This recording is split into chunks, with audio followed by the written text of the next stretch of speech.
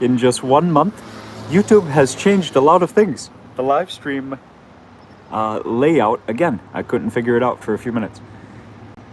There is nobody here, but I shouldn't be surprised. I have not done a live stream in 1 month. That is by far the longest. The longest previously, I think, was 10 days that we went between live streams. So 29 or 30 days. So it's just me for now.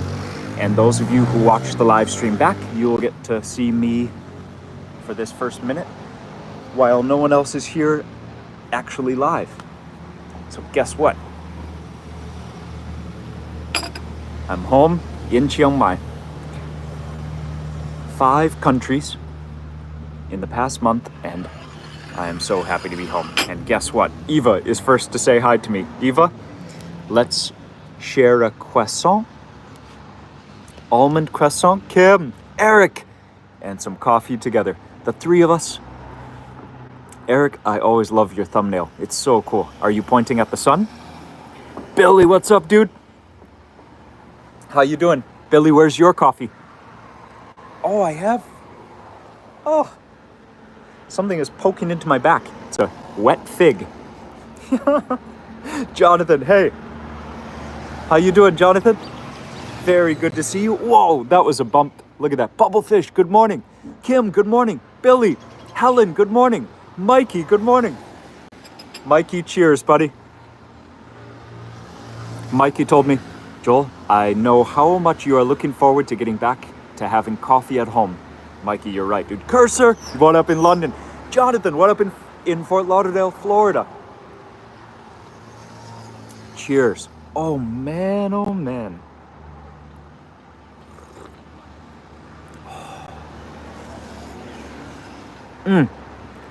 In the whole month, I had 1 coffee this good. Where was it? It was with Hayden in France. Vincent, there is an awesome name to say hi to. Vincent, ants are already attacking my stuff. How? Ants are amazing, right? There's already a line of ants. I've been sitting down for like 2 minutes. Disgusting weather. Does that mean warm or cold? Yes, look at that. Everyone, take a chance to say hi to one another as well, not just me. Kim.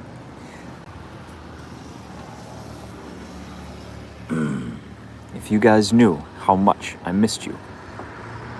Vincent, I am in Thailand, yes. I am in Chiang Mai, yes.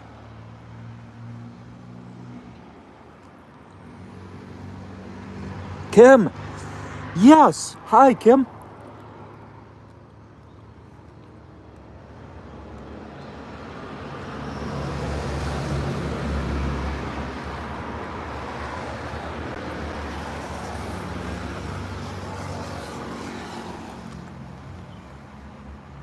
Eva, I don't know what that means.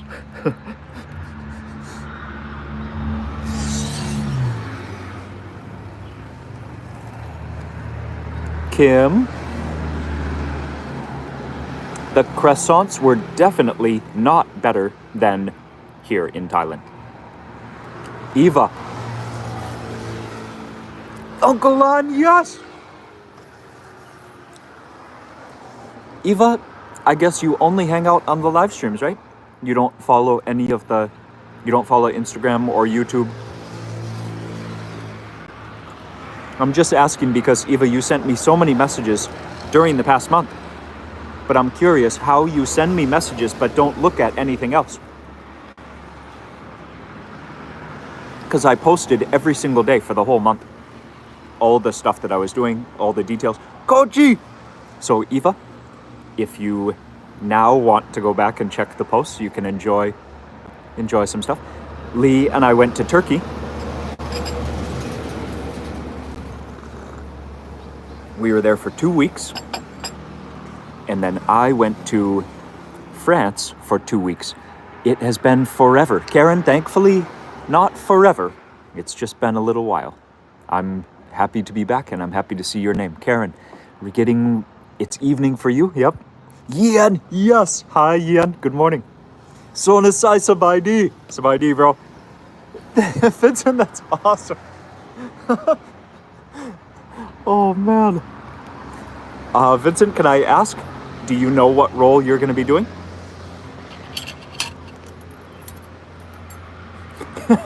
Yeah. Oh, man. The world is a funny place, right? I think I'm with you, yeah. I'm getting old quick. I need to turn on the aircon pretty quick. Oh, dude, Billy, you and me both, for sure.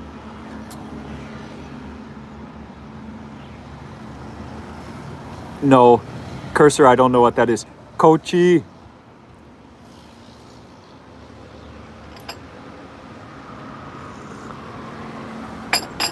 Okay, so. Helen, that's so cool. Yes, I was in France. Kochi, I did go to watch the Tour de France for one day. I watch on TV every day, but I went to watch in person one day, and it was like, yeah, it was as cool as I hoped it would be. Ian, how hot is it there? Well, it's Thailand. So it's gonna be, wow. Humidity today in Kansas. The world has weather. We can just say that. I did not host a live stream to talk about the weather. Thailand would be like Texas, I guess, in the USA. But with no cold. Cursor, I use my phone. It's an iPhone.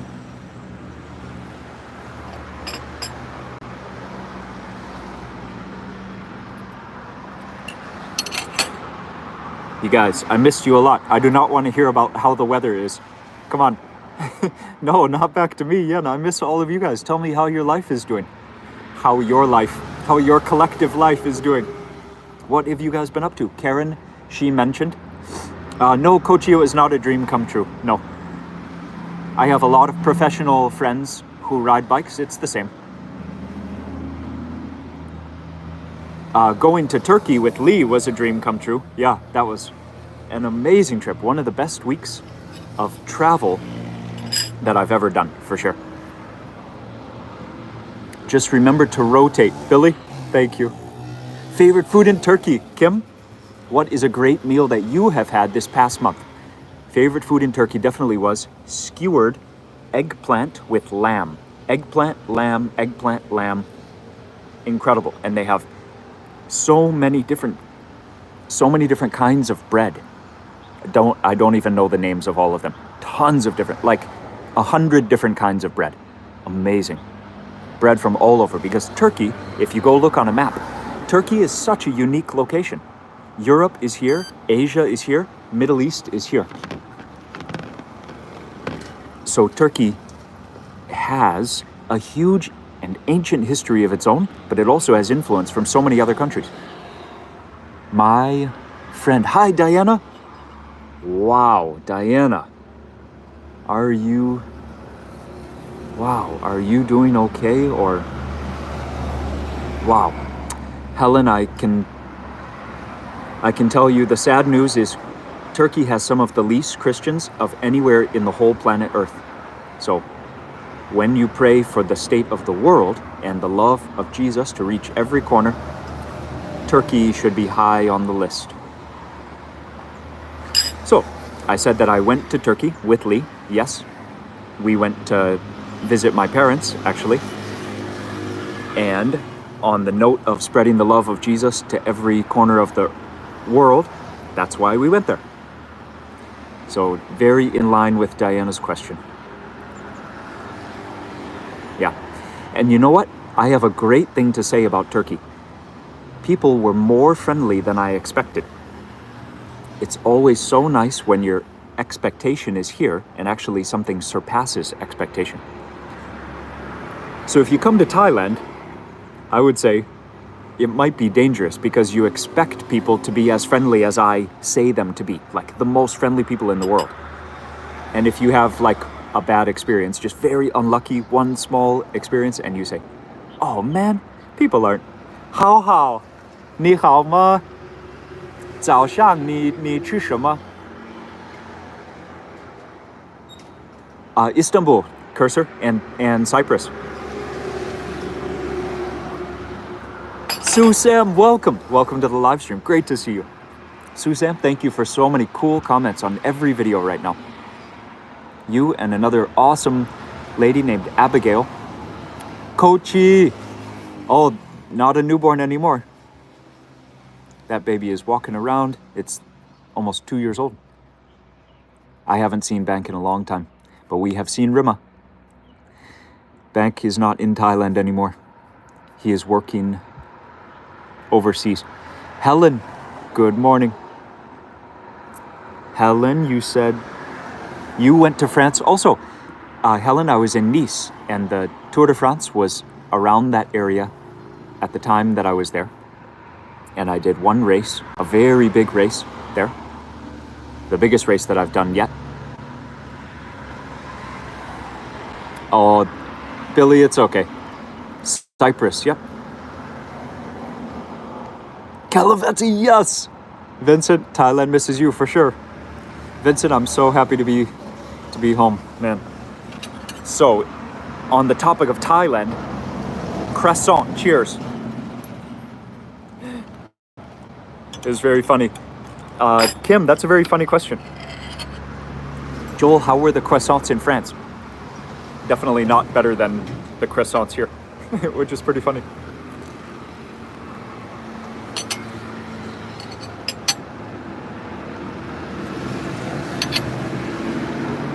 So yesterday, I came straight from the airport, straight to Southern Thai food. I didn't even go home. Are you guys surprised? I'm not surprised. And I have a very cool story from France.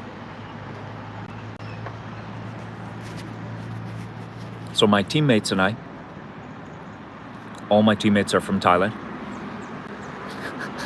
Billy, it's pretty funny. My teammates are from Thailand. We had dinner, well, we had each meal together every day, but we had dinner out at a restaurant. And our team is very nice. They pay for dinner for us every day. So we pick different places, and our boss is so cool.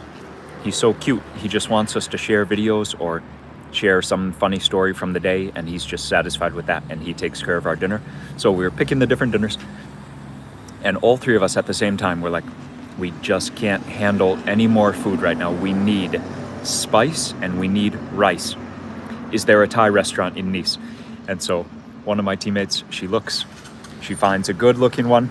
We go to this, we walk maybe 20 minutes walk to this Thai restaurant, and we walk inside, and the chef, he didn't even do like eye squint, like, I think I know you. I think the chef just immediately says, hey, you, I follow you. How you doing? I'm friends with this guy. I'm friends with this guy. I know all your friends. Hey, you, I know you too. Because he watches my videos. That was wild. A lot of people recognize me from my friend Mark's videos, and they say, hey, I think I've seen you before. That's very understandable, because Mark has a lot of videos. But to say that they know me by name instantly, and even know my friends by name, that is pretty crazy. So it means he actively watches the videos, not just has seen some videos. That was crazy. So for my friend to pick the one Thai restaurant in Nice where the person actually would know me, that was so wild. And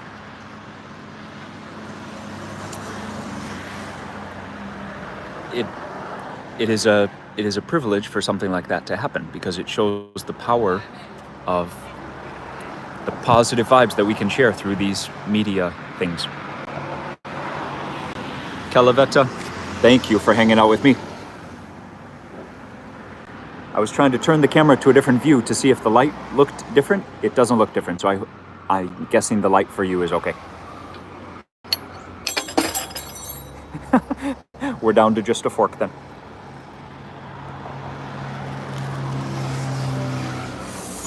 Joel, would you say our garlic?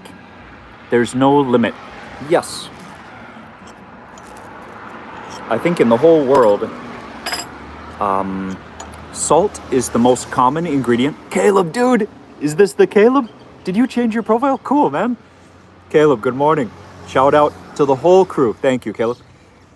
Cursor, I think salt is the most common ingredient in the world, and actually, cumin.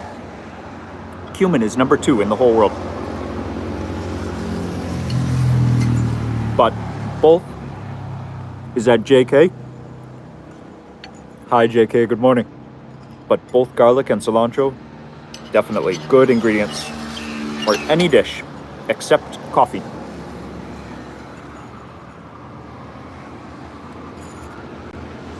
In Taiwan,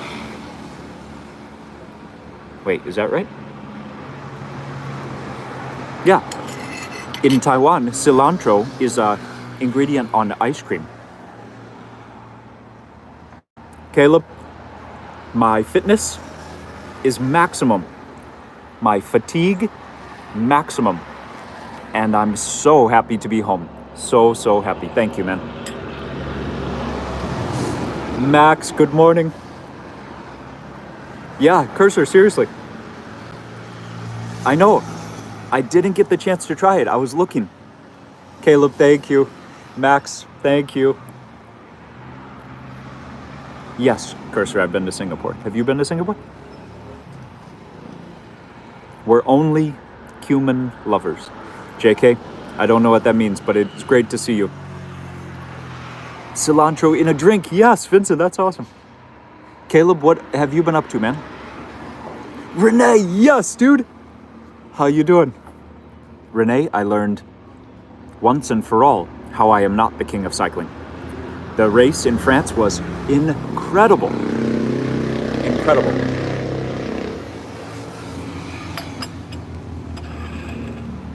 It's not surprising, obviously. Just mathematically, I already know the status of things, but to see it up close and personal, Renee, it was amazing.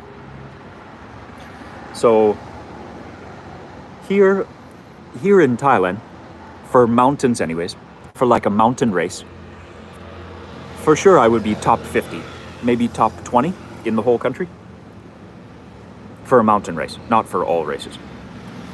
And in France, I wonder if I would even be top 1,000, maybe top 2,000. The depth, it's just crazy. So like the ranking systems that I would use here in Chiang Mai, I would be top 0.1% basically. But the top 0.1% in France is still like 1,000 people. Maybe more than that, maybe 2,000 people. So it's just crazy to race so many other people who are not professionals, and they're so good. They're all so good. It was just crazy. It was a gift. It was a gift. It was a great race, great day, great. It was a great trip, but I'm very happy to be home. Yes, Scott is here. Good eyes.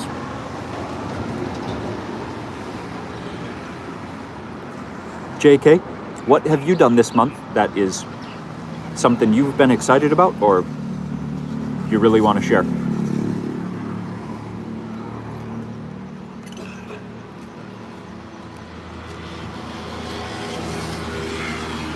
Caleb, my favorite is the gymnastics because of just how much both talent and practice together. There's nothing like gymnastics, I think, for talent mixed with practice.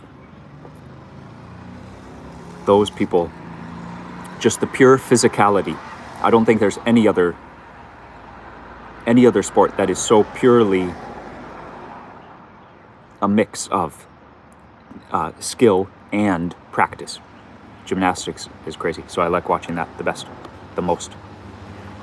Cursor Noah, I did high jump before though. I never wanted to pole vault. The swimming, cool, Caleb, nice one.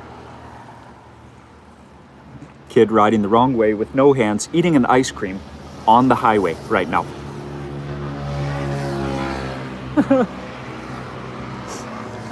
He's having a good Sunday morning. Let me say that again. He's riding the wrong way on the road, and it's a main road. He's eating ice cream and riding his bicycle with no hands and no helmet. That's the good life on a Sunday morning.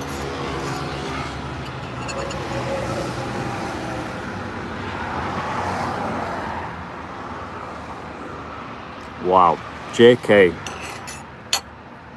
I don't know that bike company, but that is wonderful. And as Billy might ask, did you forget how to ride a bike? Oh, Diana, yes, track and field is very cool. Very fun to watch. Also, very physical. Yes, Renee, it's good to see you, man. Wendy, good morning. Coconut, good morning. Scott, what about you, man? What have you been up to? It's been maybe 6 or 7 months since I've heard from you. Jesse, yes. Oh my gosh, Jesse, that's wild. Jesse, in where I grew up, that's very normal. To go a whole week without power is like a normal situation. But the first time I went to the USA and saw a power outage, I realized in the USA, with no power, it's way worse because nobody is prepared for it. In Kenya, people are used to having no power, so there are just candles in the house always. There are gravity ways to use water that involve gravity and not electricity, just in the house, so you can actually live. So even though it's not convenient. But I remember in the US, it was like a real emergency. So sorry to hear that, Jesse.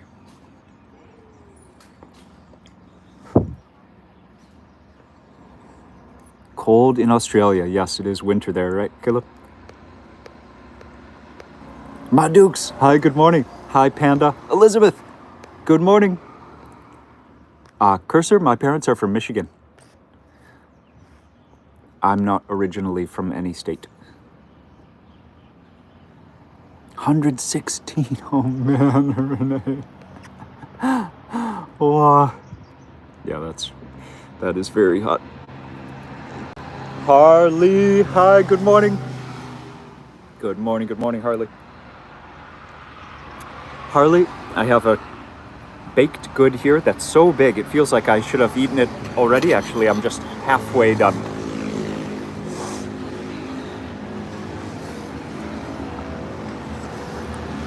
Harley, yes, I have not hosted a live stream in 29 days.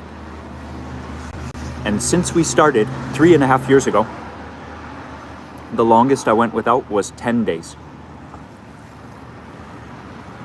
The sky seems higher. Huh. But today, JK, maybe it's just the camera, because today it's a very low ceiling. Very low clouds. Oh, that's awesome. Wendy, yes, right on. Jay, good morning, dude. Good morning. Thank you for the hug. It's great to see you back. Jay, what have you done this month that you would like to share with me to encourage me? Mai Tai, good morning. Good to see your name, Mai Tai.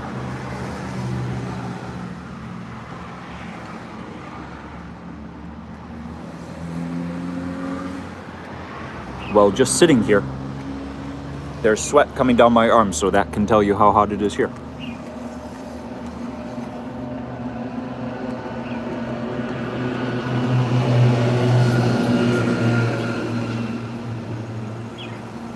Always.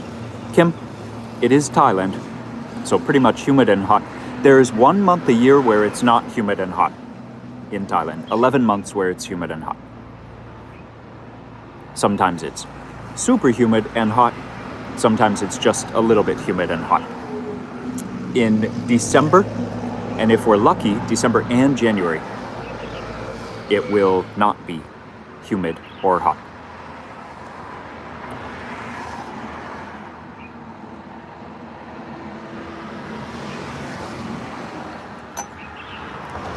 Kim, what have you cooked in the past month that you thought was really good? You were proud of yourself for your cooking? I think you like to cook at home. Scott, she will come home tonight.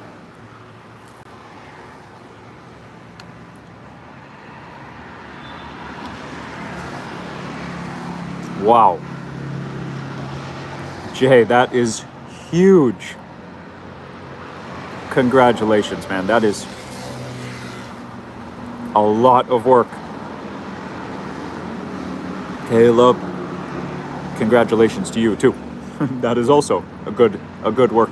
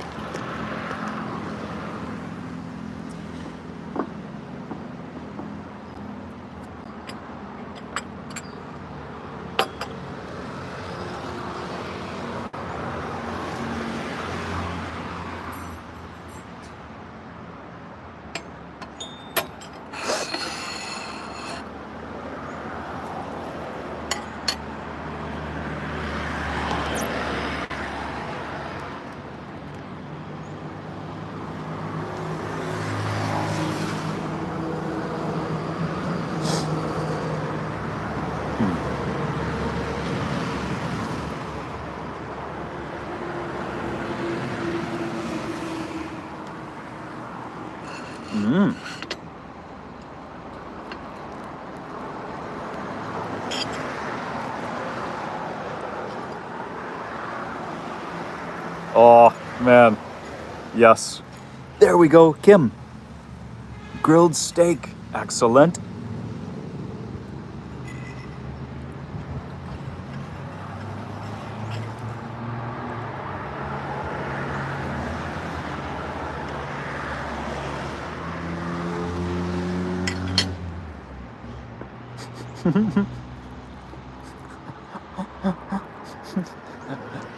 Look at those comments. Perfectly synchronized. Amazing.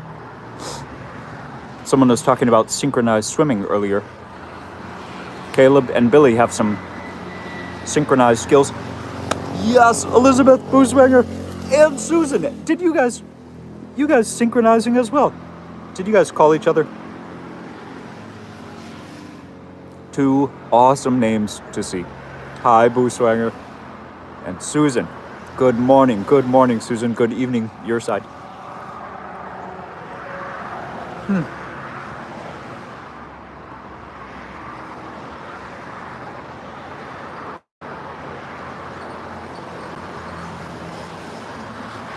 Aloha. Yes. Scott. Very good to hang out together.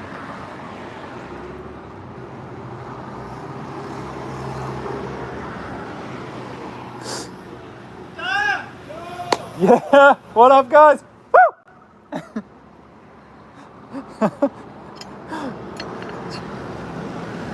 That's awesome. You know, just this month, it has hit me. Maybe it's reached kind of a milestone. I know that I've lived in Thailand a long time. And I know that I have not changed what I've done. I've always been polite and friendly and always spoken well of Thailand. I've always smiled, met people who I don't know on the bus or whatever, you know. But just one by one, just being myself, I guess, with different people. And just this month, it has been like a landslide of people who recognize me or shout out when they see me or, yeah, Caleb. Just this month, more than any time before. It's like all the work that I've done is now coming together in a new way, I guess. And I'm wondering what I should do next, what I should do with that. If it's time to, for example, you just asked about the Joel's Tasty Ride. if it's time to actually try to make some kind of physical team, like a local team, or a... Okay, so someone was asking, what is the Joel's Tasty Ride? So some of you know, some of you don't know. For those of you who don't know, I made this with Lee because we wanted to start giving tours. We were going to give free tours in Chiang Mai. I like to give tours by bicycle, but it wasn't necessary to be on the bicycle. I was going to give free food tours, and the people who come for the food tours make a donation, and we would have different outreach programs. Teaching English is very easy to do in Thailand because many people want to learn English. Many schools would have you. There are volunteer opportunities for that. It's very easy to just say you're teaching English. Of course, I would want to do it with a Christian example highlighted, something about sharing Jesus. But basically it was going to be, I would give free food tours, people would donate money, and with that we would go and volunteer. So I wouldn't need to make a salary exactly. But to do this, I needed to still get a work permit. Even though it was going to be free, that's not how it works legally. So I still needed a work permit. So if you remember, my friend Bank was helping me with all the paperwork. It took about 1 year. I thought it was going to be possible, and then it was completely not possible. And it just completely ended. But we had already made tons of t-shirts. We had already made some jerseys. We already had a logo. We already had a business plan. We had everything ready to go. We were just waiting on the work permit. So, Joel's Tasty Ride is only a YouTube channel and an Instagram channel. There's actually nothing else besides that. And I wear all the clothes, but that's it. So people have offered to buy some of the clothes, which is very cool, but there's actually no company, there's no organization, there's actually nothing. It's just our social media accounts. But this month, more than ever before, people are recognizing me, people are telling me face to face that they know what I'm doing, they know what I'm about, and I've never tried to do that. I've never tried to go by my name or get known or anything like that.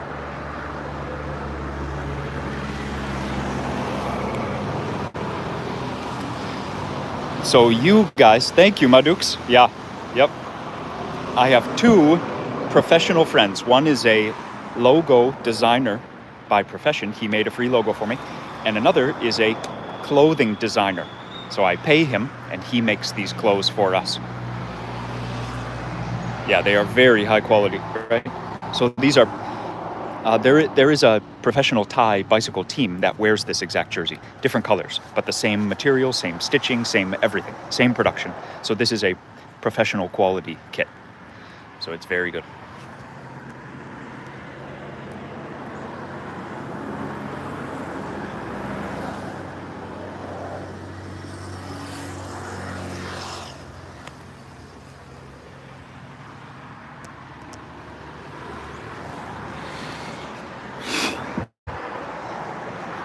So anyways, if you guys have noticed, Parinya Sawadee Krab. If you guys have noticed, I wasn't making many videos. That's because I was on the biggest trip so far for a long time, going to the biggest race. So I did not bring my computer. So you can see there was a little bit of a lack of presence of new videos for the past month. Chief Stew! However, I care more about the live streams. So I would like to start live streaming again. And I would like you to continue your consistent presence on our live streams.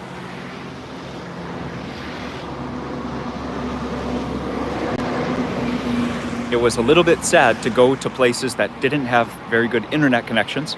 And also, I had such a busy schedule anyways. So I just did not have time to do the live streams. But it didn't really bother me that I wasn't doing videos. But it did bother me that I didn't have time to do live streams because I get so much out of the live streams also. So when I talk to you guys and pray with you, that is a highlight of my week. So I'm very happy to be back home because now I have time to do live streams with all of you again. Yes, Valley B, good morning. Valley, thank you for writing a message and then following up, remembering what the time was, and now coming to say hi. You mentioned that you would be back in Thailand soon, back to live or just back to visit?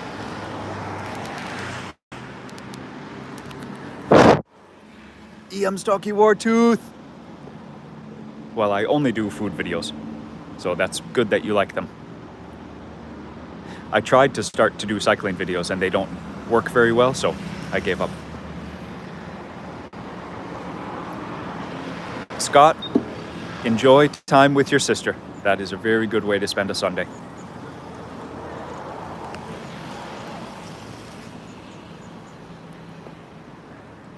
I think I'm sweating so much here, guys. I think I might have to ride home. It is a warm day here.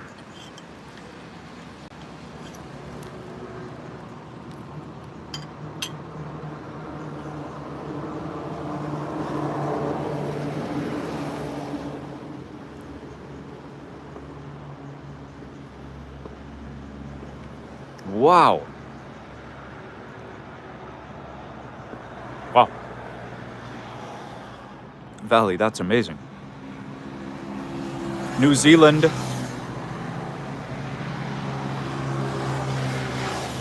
I have never been there, but it must be one of the most beautiful places in the whole world. Maybe number one, and I haven't even been there, and I know it must be.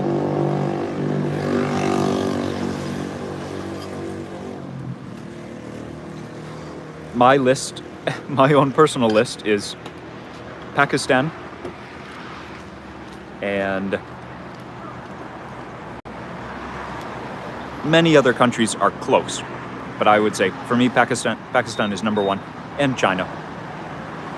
But I reserve the place also tied for number one, New Zealand, even though I haven't been there yet. I know it will become number one when I visit.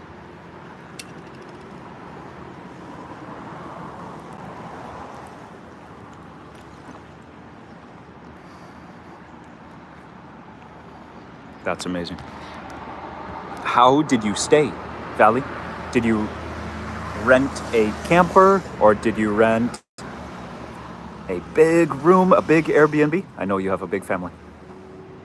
Elizabeth, that's so great. One of the world's best places, most beautiful places. Oh, okay.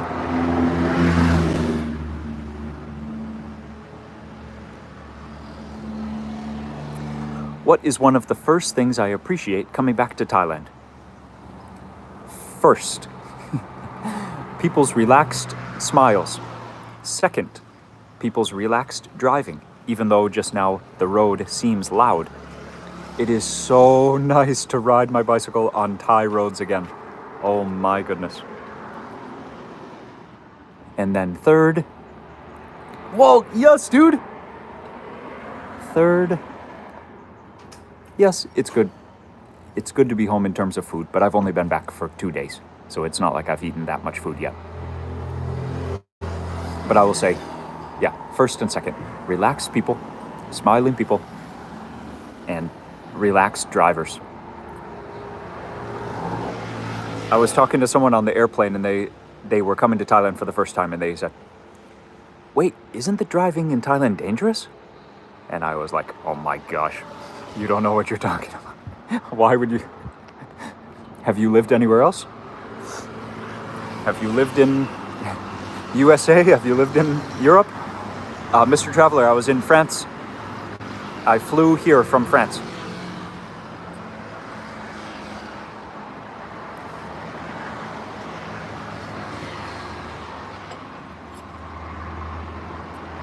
Mr. Traveler, by the way, hi.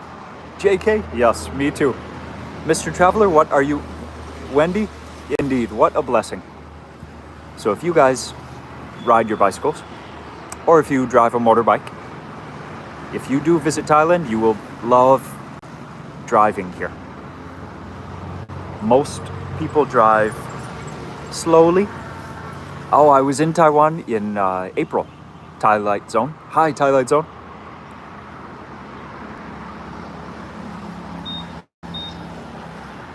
Wendy, Thailand is only bike friendly because it's motorbike friendly.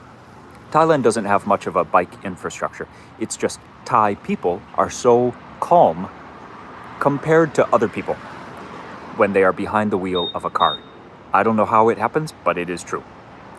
It almost doesn't make sense, but it's true. And someone said to me, that same new friend I met on the airplane, they said, oh, because it's a Buddhist country. I said, I don't know how to answer that because I've been to other Buddhist countries. And yes, you could say people are... Arun, good morning. Thank you. Thank you so much. Aloha. You could say people who live in Buddhist countries are more chilled out. That's true. But it doesn't always seem to relate to the driving. Hi, Thai Light Zone. So yes, I was in Taiwan this year. This year I've been to 10 countries already. Whoa, Renee, no way, dude. That's amazing. Congratulations, man. And wonderful that you still want to go back to the same job.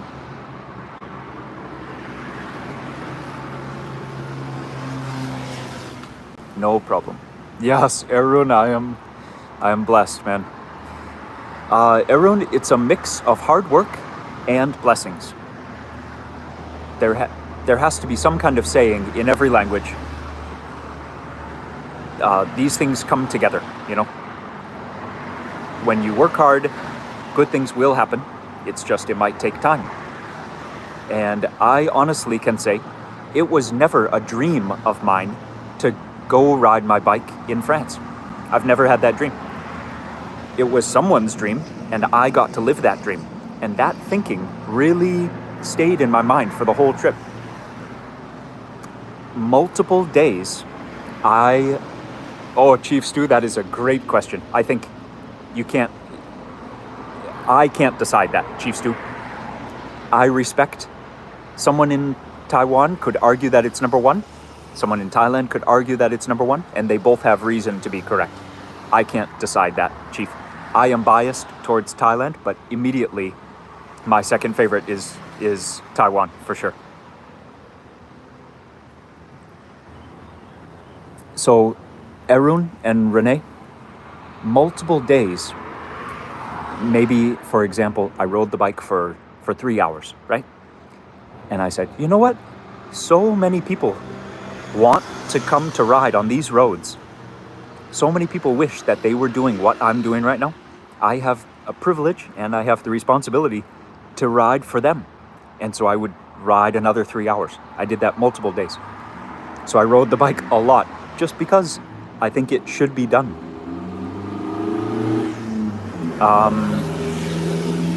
Besides snacks, I didn't even eat a single meal of French food. I wasn't there to make videos. I actually tried to save money at every chance that I could. So I had some croissants because they're very cheap. But I wasn't there to make videos. I was there to meet new people and ride my bicycle. And I did that. I did both of those things to the maximum every day. Madux, this is something I would like to talk about. Hi, Damien. Good morning. Madux.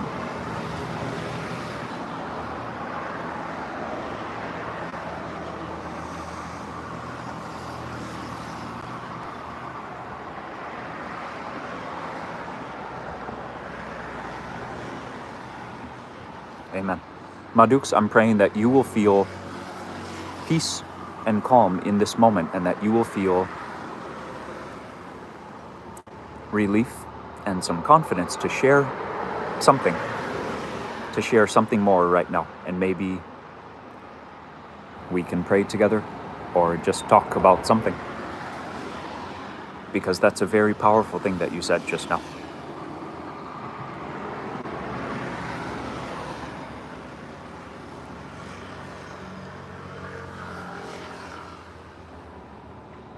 Hi, Donna. Good morning. Donna, good to see your name, yes. Madux, I think that hope is the most important thing in life. For me, hope and love are almost the same thing. Because when you love someone, what are you actually doing? You are actually hoping that whatever you do or whatever interaction you have together will be for the good of that person. And for yourself, probably. We humans, we are very self-centered. That's just how we are. It will be a beneficial relationship to both if you are living in love. But that act of love, you can't just sit here and say in your heart without saying any words, I love you, I love you, I love you, I wish you well, have a great day. You can't actually act on the love if you don't have hope for the future. You hope that something good will come of it. You hope that even if this current situation doesn't look nice or pretty or beautiful at all, you hope that there will be progress because of your intention. You bring your energy and yourself into the situation with positivity and hope that something good will come out of it. So I think hope is actually the most important thing in life. Amen. Wilson, God is good. I am very at peace.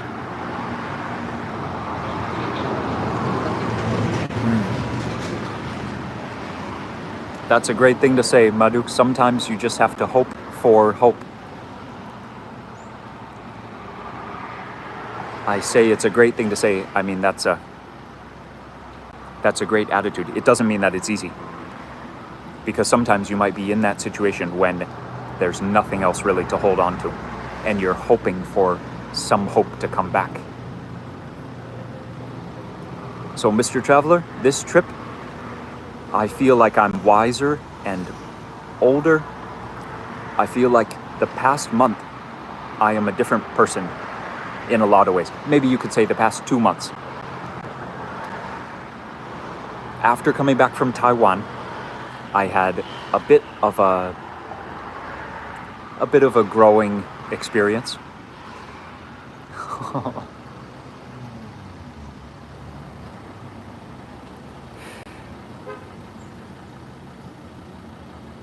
Wilson, I'm crying because that's a very nice thing to say.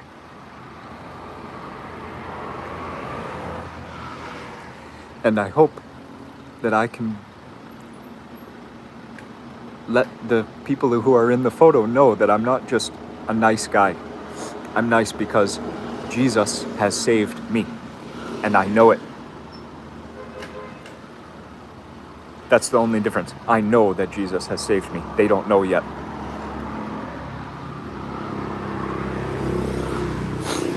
So it's a beautiful picture. You're right. It's a nice picture to see. But I'm crying because I know those people who I'm cheering for. We saw each other this morning, so I picked that photo.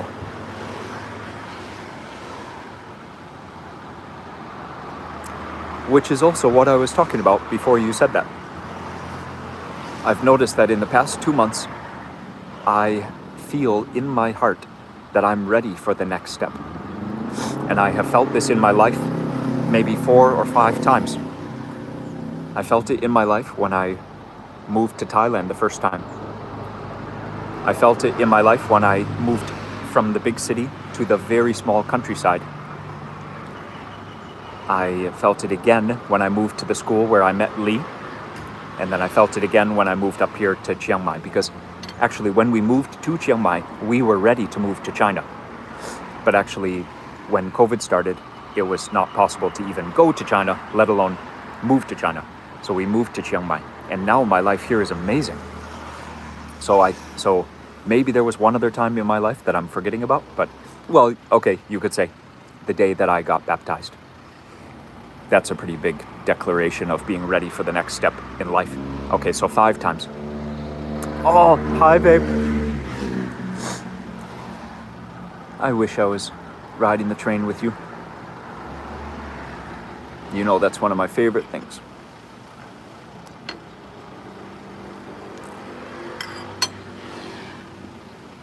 Exactly what I'm saying right now, Diana. Welcome back.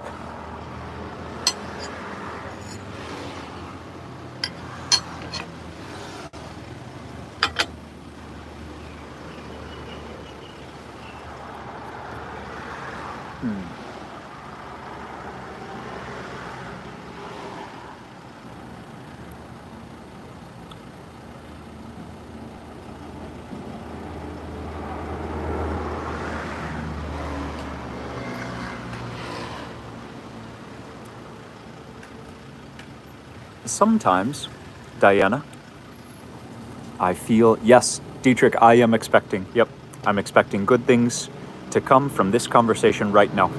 Welcome, Dietrich, welcome.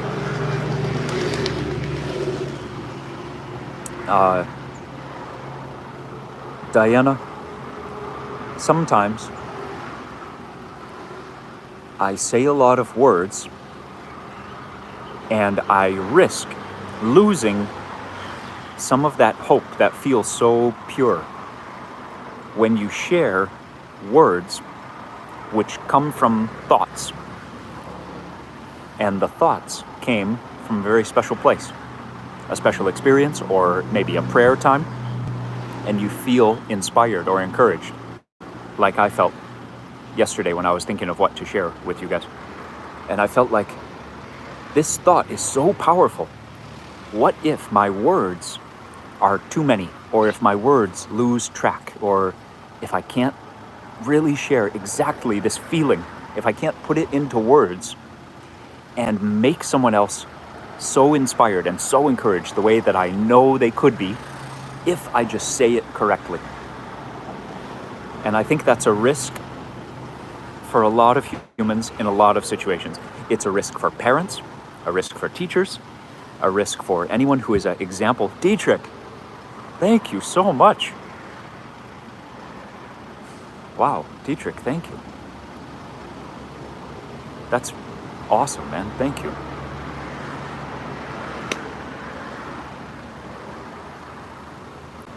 I also risk getting distracted. For example, if I'm talking about something important and then someone sends a message asking the same thing again, I think, oh man, I had it.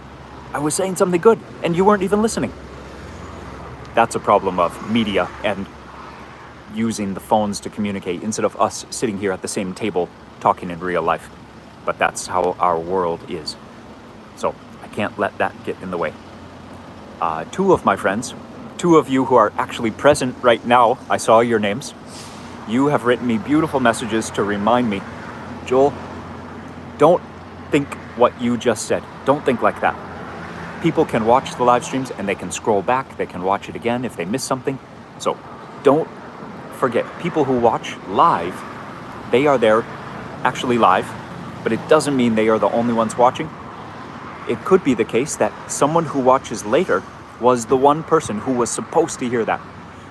So don't lose track. Just keep talking, keep sharing, and have faith. So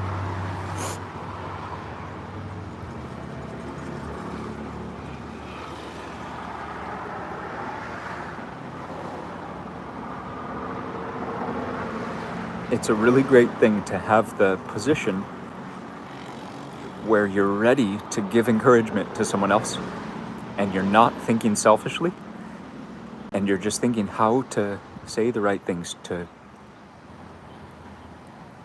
inspire someone else or teach someone else something. Or it's a lot of responsibility sometimes though. So I never thought that I would be a pastor. That's never been a dream of mine, never even been a thought of mine. Even some of you guys on the live stream say, Joel, you should be a pastor because these live streams are fun. It's very different. These are so easy It's just me talking to the phone.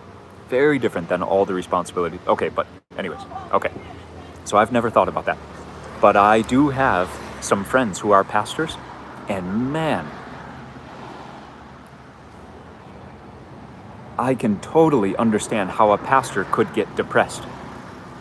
How a pastor could feel some of the most hard and heavy hearts, some of the most heavy feelings, because they have so much responsibility, man. So I think sometimes I feel those same feelings in a little way. When I think about on this live stream, I think about how much responsibility I have to be a good example.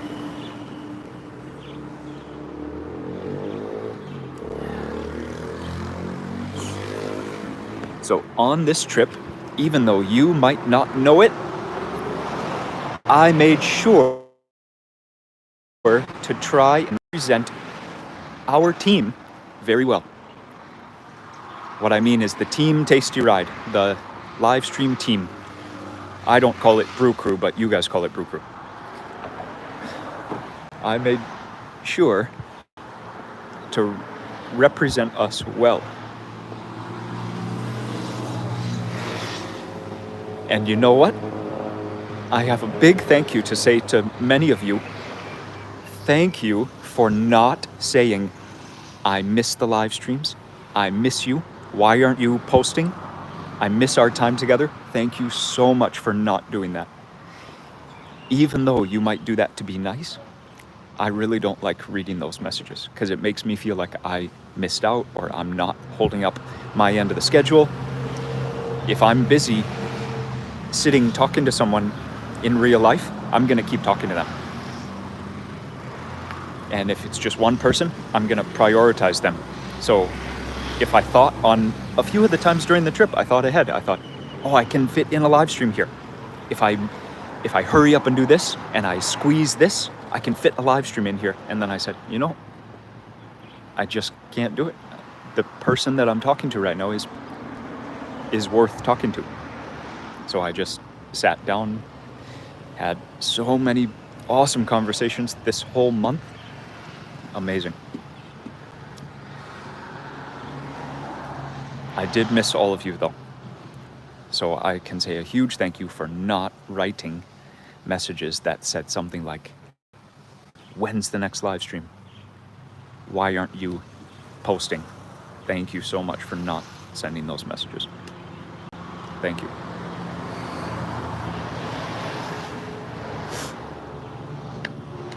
I didn't need a break, Mr. Traveler. I'm telling you, the live streams sometimes are like an incubator for energy. Oh man, Daniel, hi.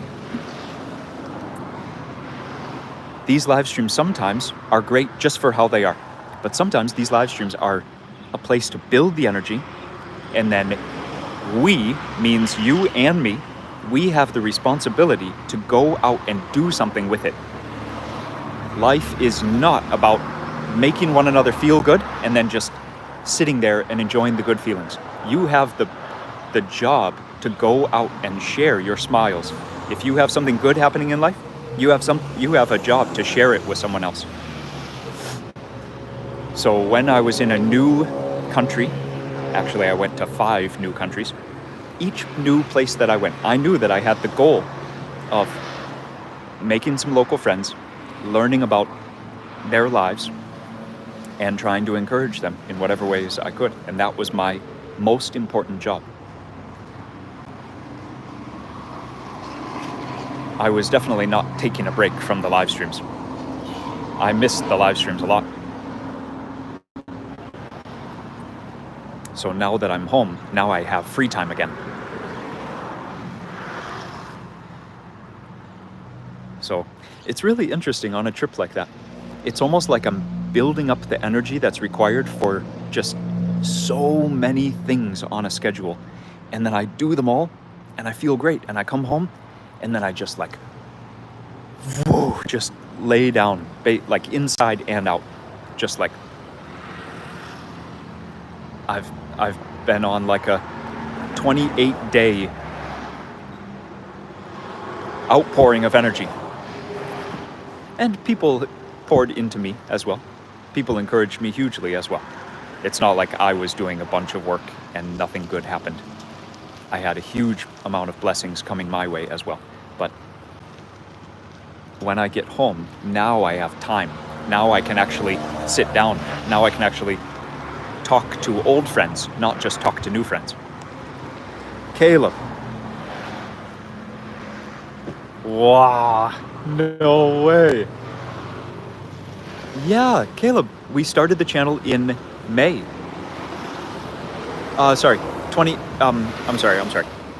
September 2019.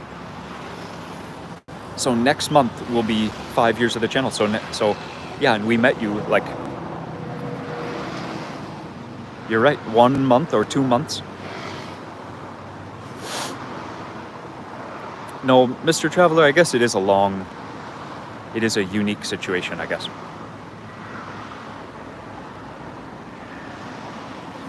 Mr. Traveler, I will say thank you to you for listening.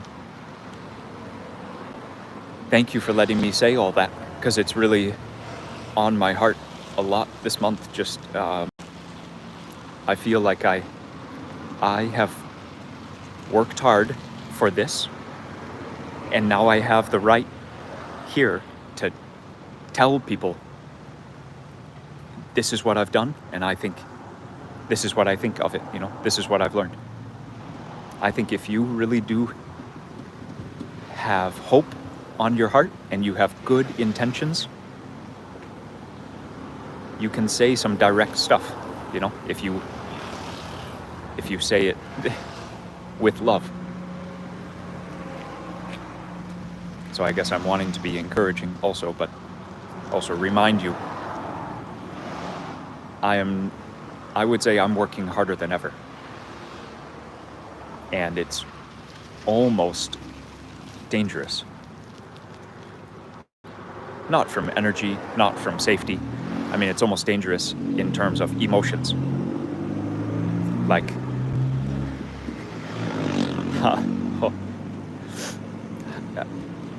how to keep things in balance.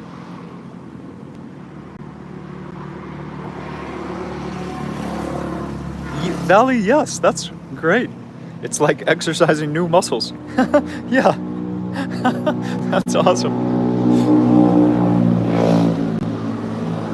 Wow, Caleb, wow. And Caleb, how much you have learned and how much you have grown in those 5 years. I cannot even imagine. Cat cycling, yes. Hi. ผู้หญิงรักปั่น สบายดีไหม Oh.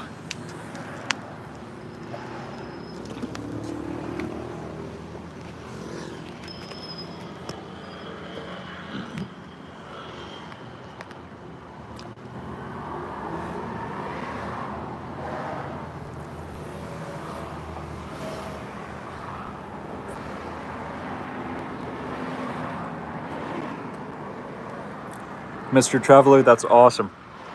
Caleb, Chloe, Big Caleb, Little Caleb, hi to both of you. Chloe, hi.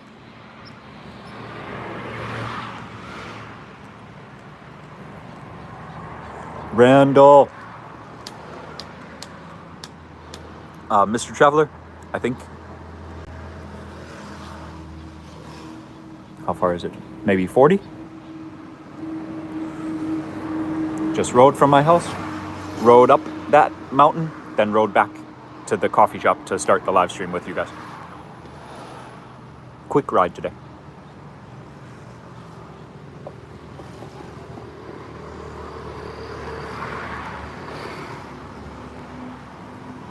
So Randall, I've been answering your question already in detail for about 1 hour. So Randall, how are you? How's it going, man? Jazz B. I am live, Jazz B, yes. And you are live too, because you are here with us. How you doing, Jazz? Nice to meet you.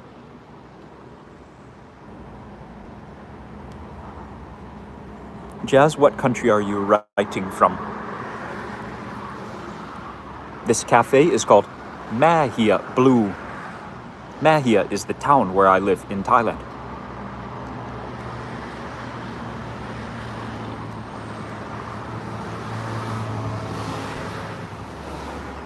Rock on. Amen, Randall. Cool, Jazz. I have been to Atlanta before. Pretty cool city, very diverse in some parts. I visited some old friends. That's awesome, Mr. Traveler. A 10K run is about similar to a 40K bike ride. Depends on the terrain, but running is about 4 times harder than cycling per minute.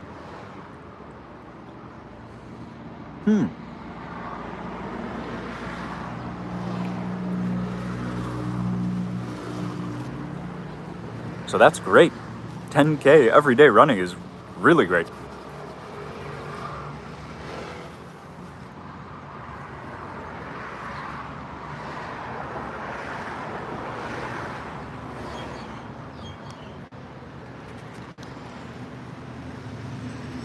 Very cool.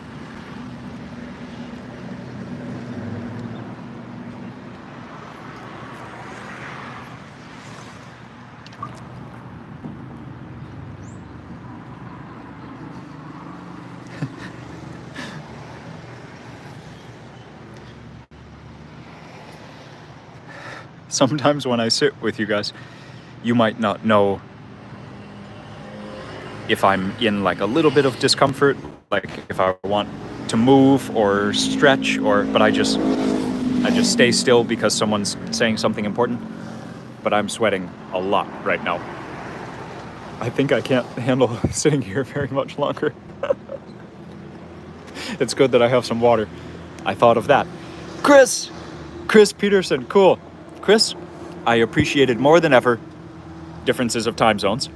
Dietrich, that's crazy. No way. 3 out of 30 people are going to be in Atlanta. That is a very cool coincidence. Chris, I learned as much as ever the beauties of Strava friendships. So I use Strava, number 1, for the meeting of people from far and wide. When I take trips to other countries, I can ask people for recommendations, or I can even ask to meet up for a ride, for a group ride, or just, and I've done that many times, and some people still, I keep in touch with them. But the Strava community is so cool. Maybe it's getting a little bit too big now, and people are starting to put their stuff on private. But Chris, super cool. You can even take entire trips now just because of Strava. Like, you don't even need to do any research besides Strava, which is pretty cool. Mr. Traveler, I think I might have been to... Yeah, if you've been to Chiang Mai and you have driven in a vehicle, there's a high chance you pass this. Because there's the north exit, there's the northeast exit, there's the southeast exit, and there's the south exit. So there's a 1 in 4 chance that you have passed my town, even if you didn't know the names of anything. Heading back to Orlando. Mr. Traveler, no way. Nice, Chris. Mr. Traveler, I do. And I went to check. Last week was my second biggest ever week, ever, in 10 years of cycling. And this whole trip was the second biggest trip that I've ever been on in 10 years of cycling. So, very cool. And the only trip that was bigger, I definitely was not as strong. So you might argue that in terms of energy, just energy per hour, this was the hardest because I'm stronger now, so I can push harder. It was a big trip, Mr. Traveler. Yeah. 14, I think 2,700 kilometers in 1 month. But almost no flat areas. I think the total climbing was something like 35,000 meters. So the Tour de France, by the way, would do something like 3,000 kilometers in 1 month and like 50,000 meters of climbing. So even me riding all day, and they only ride like 5 hours a day because they ride so fast. In 1 month, Mr. Traveler, 1 month, including Turkey. And I think I did 35,000 meters of climbing, and I think the Tour de France does 50 or more, maybe 55,000 meters of climbing. Not that a normal person should ever compare themselves to the Tour de France, but I'm just saying, in case you're curious, if my numbers sound big to you, those numbers are still not as big as the hardest race in the world. And I had all the time that I wanted to do it, and they have it as a race, so they're doing it as fast as they can. Yeah, Mr. Traveler. So previously I did one time 3,300 kilometers in 1 month, but I rode on flat land a lot. My goal was just to reach 3,000, so I just rode on flat roads for most of it. Whereas this past month, I almost never rode on flat roads, so it was much harder then. Anyways, something cool. As much as I did ride, I made so many new friends. That was the highlight of the whole month. Hearing what some other people are doing, meeting new friends who I would never have the chance to meet if I didn't go to their country. It was great. Valley, how did the foreign food fuel you? Valley? Foreign food almost never fueled me because the food is always the same in every country. Plain rice, plain oatmeal, plain bread, dried fruit, nuts and seeds, and sugar and coffee. It's always the same. Clean carbohydrates and water and sleep. It's always the same in every country. So a very cool thing in Turkey was how easy it was to get dates and figs. Those are both very good sources of sugar. They're not processed. And even in Thailand, I eat a lot of processed sweets. So in Turkey, actually, it was a lot of clean sweets. I really missed the rice. It was hard to find rice. And the rice that I did find was usually cooked. The style of rice that they eat, they cook it with oil in the rice. So it tastes very nice when you're eating it with meat, or when you're eating it with your hands, or with bread. Bread and the beef skewers, it tastes very good. But just in terms of cycling, it is not very nice. Nice, Randall. Perfect. You and me both. That's awesome. Yes, Mr. Traveler. Perfect. Those 4 things are also... Well, I don't eat much beef here, but I try to. I try to eat beef. Beef is not so... It's not so common in Thailand. Thai food is usually pork, chicken, or fish, so I usually go for fish. And eggs. And milk.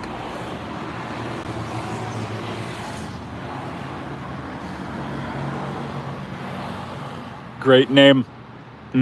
Cheese. Oh, in Turkey, I did have a lot of cheese. That's for sure.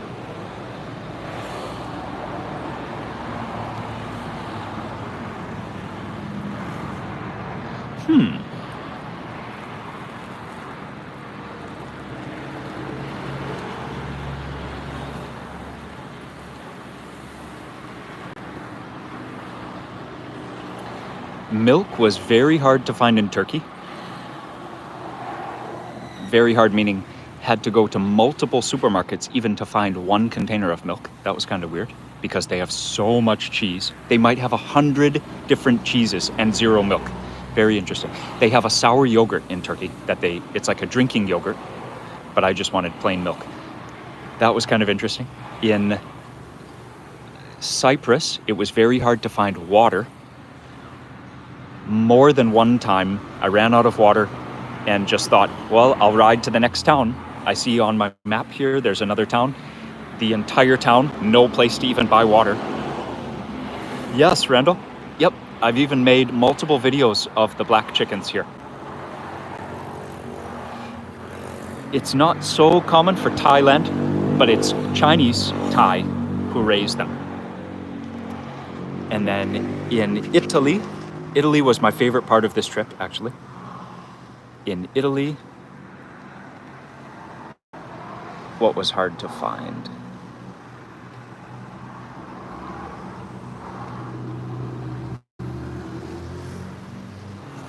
I loved having pizza every day, and I did have pizza every single day, sometimes 2 times per day. But if you wanted something besides like a beef sandwich or ham sandwich, cheese, or pizza, if you wanted something besides those, it was actually hard to find. So like riding as much as I was, I can eat so much bread, which is fine for the first day.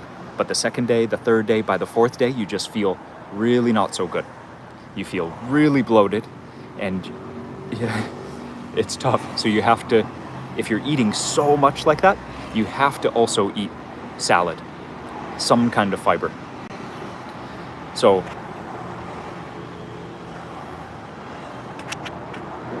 well, this is interesting actually, just to talk a little bit more about that. You can actually eat just meat, and some people are on a carnivore diet. If you have heard of that by now, you might know more than I, but if you're trying to be an athlete, it also doesn't work so well. Going totally carbs or going totally meat doesn't really work. It works for a day, or it works for a few days, but it just, you need a balance. So in Italy, it was actually a little bit hard to find balance. The food was very good, and actually much cheaper than France. Much cheaper. I was in Nice in France, which is kind of a bigger and a tourist place, a beautiful, very famous place.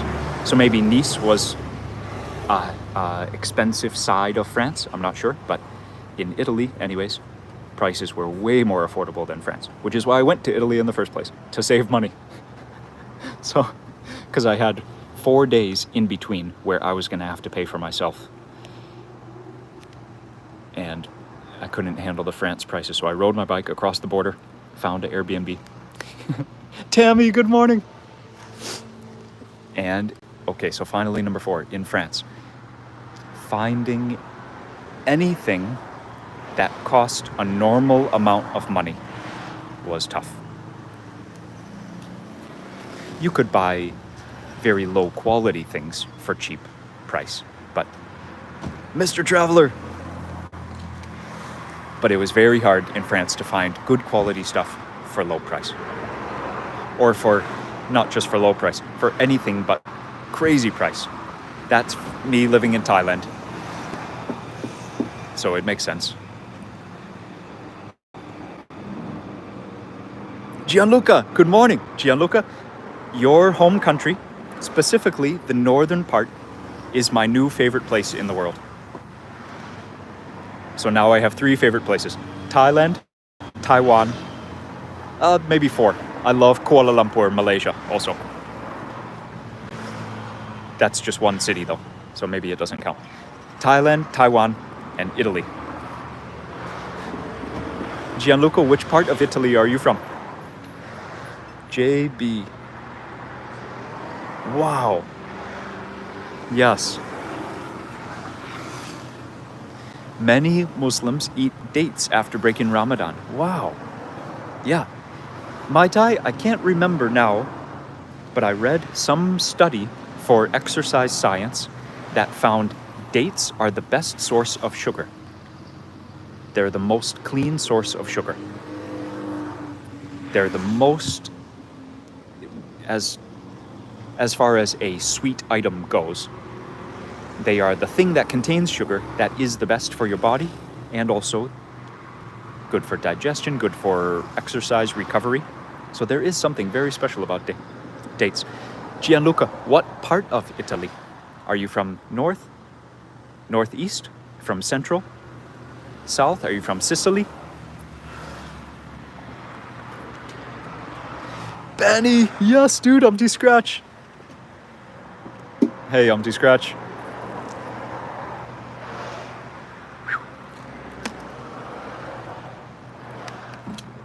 So, Scratch, I'm actually wiping sweat from under my chin, sitting here. So I'm gonna go, guys. Liquid fart. Look at this guy. Oh.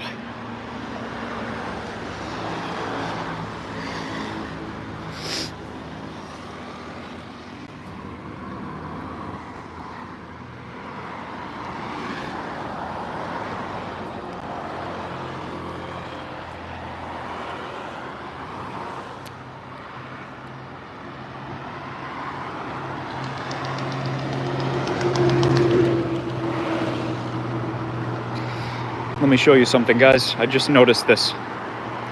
So this is my comfortable bike. I use this when I go to other countries because it's just so comfortable, but also it's very easy. It's very old school. But look at that. That is not safe. Oh man, look at that. Look how old these tires are. I did not even realize that. I came downhill Doi-Suthep today at high speed. Feeling good, feeling very chilled out. Actually, those tires are pretty way old.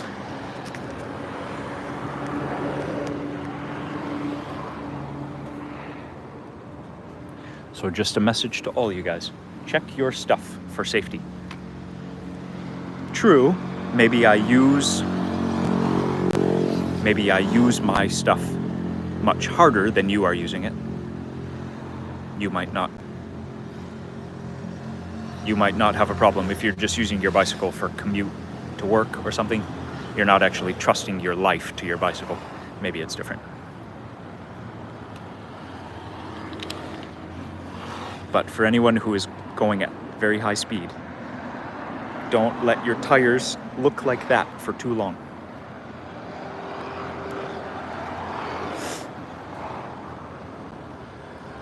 And if you are wondering, by the way, about your bicycle, if you are wondering about an upgrade, bicycle upgrades can be very expensive. The most bang for your buck is the tires. If you buy a nice set of tires, even a very normal bicycle will go a little bit faster and it will be much more comfortable. And comfort means safety. Because if you feel comfortable, you ride more smooth. If you ride smooth, you're riding safely.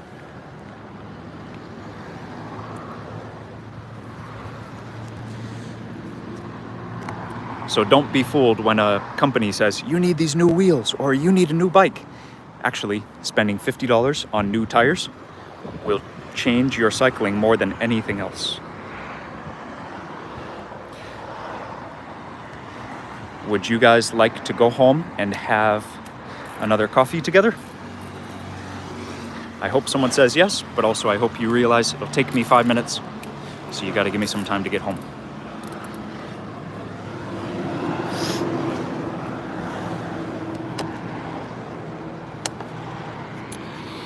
Oh, Mr. Traveler, this is what I'm doing today. This is the highlight of my day. So I'm just having to leave the cafe because it's so hot, but I do not want to stop live streaming. So I am gonna slowly carry all of you and we're gonna go home.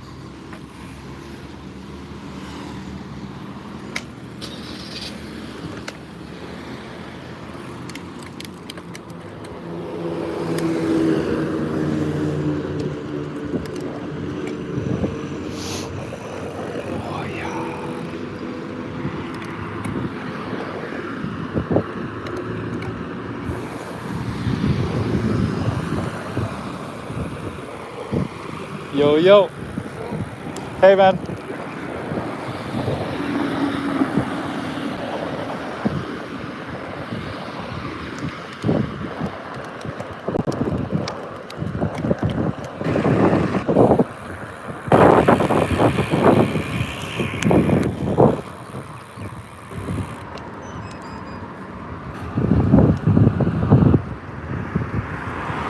Can you guys smell the durian? We just passed 2 durian vendors. It is so ripe and so awesomely sweet smelling. Maybe you smelled it through the phone.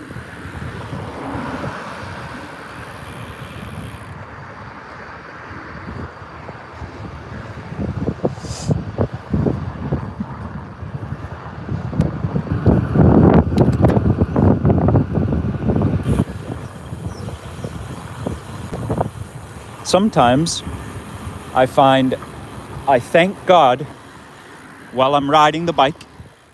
Thank God for green lights at good times or good timings as much as anything.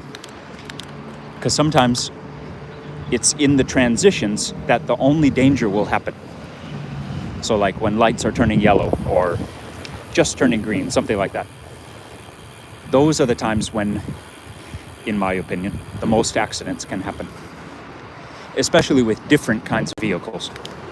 Like, I'm on a bicycle. And a motorbike. Did you notice the situation that just happened? Very common. People will drive down the wrong side of the road. Not going slowly either. Not just motorbikes either. Sometimes cars drive the wrong way on a road. And they don't drive like you would think they would if they're on the wrong side of the road, like slowly, cautiously. Nope, they just drive normal. Not all the time, but it definitely happens.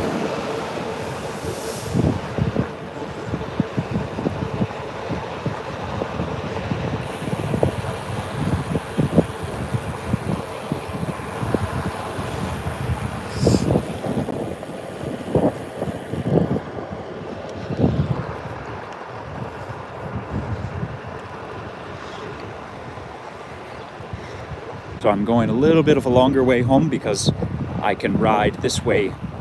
I know I can do it safely riding with just one hand.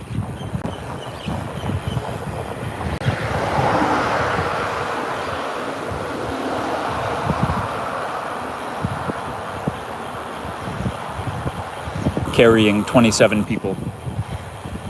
You shouldn't have too much confidence with such a crowd. So right in front of me, if I'm holding the camera right, you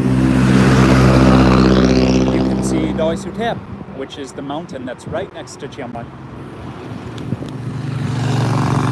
It overlooks the town. It's our favorite climb. That's the climb that I did today. And now I'm going under the highway to my house.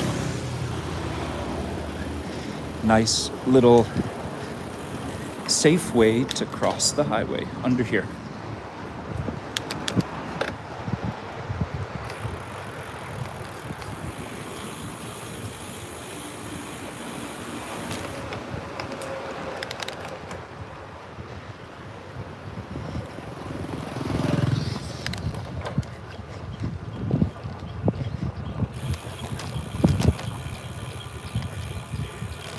Oh yeah, look at the sign right here. Open every day, 24 hours pizza. I wonder if it's actually true. I wonder if that shop is even open. A little bit unbelievable. 24 hours pizza.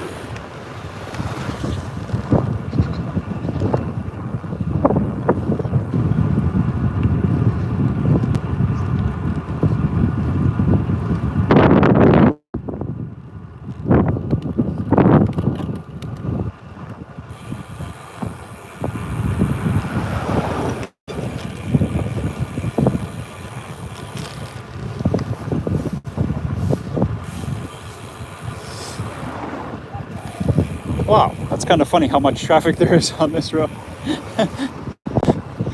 Usually it's 0 or 1 cars. I think there were just 5 cars in that one little turn.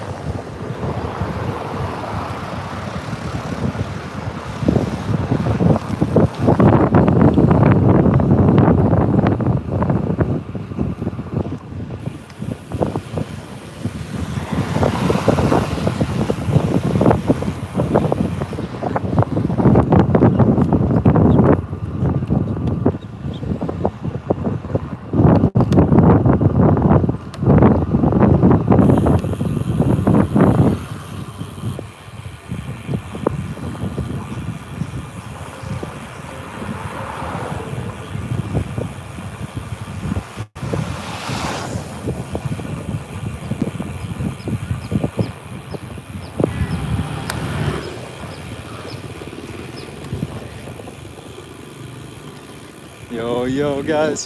Hey, man. Big help. Yeah.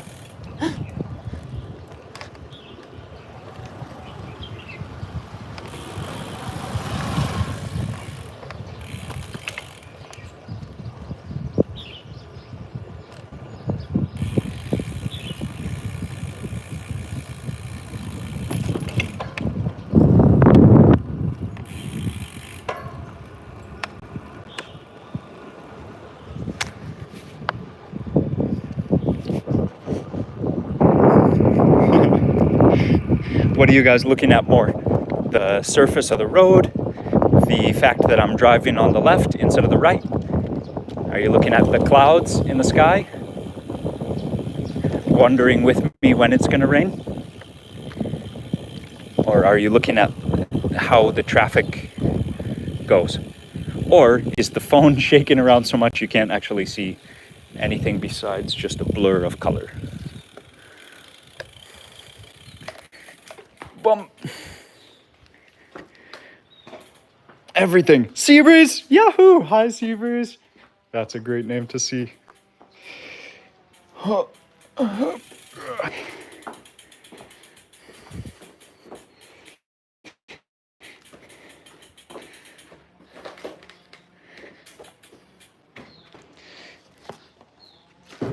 The GPS, which is off. But yeah, I have a very cool story about that.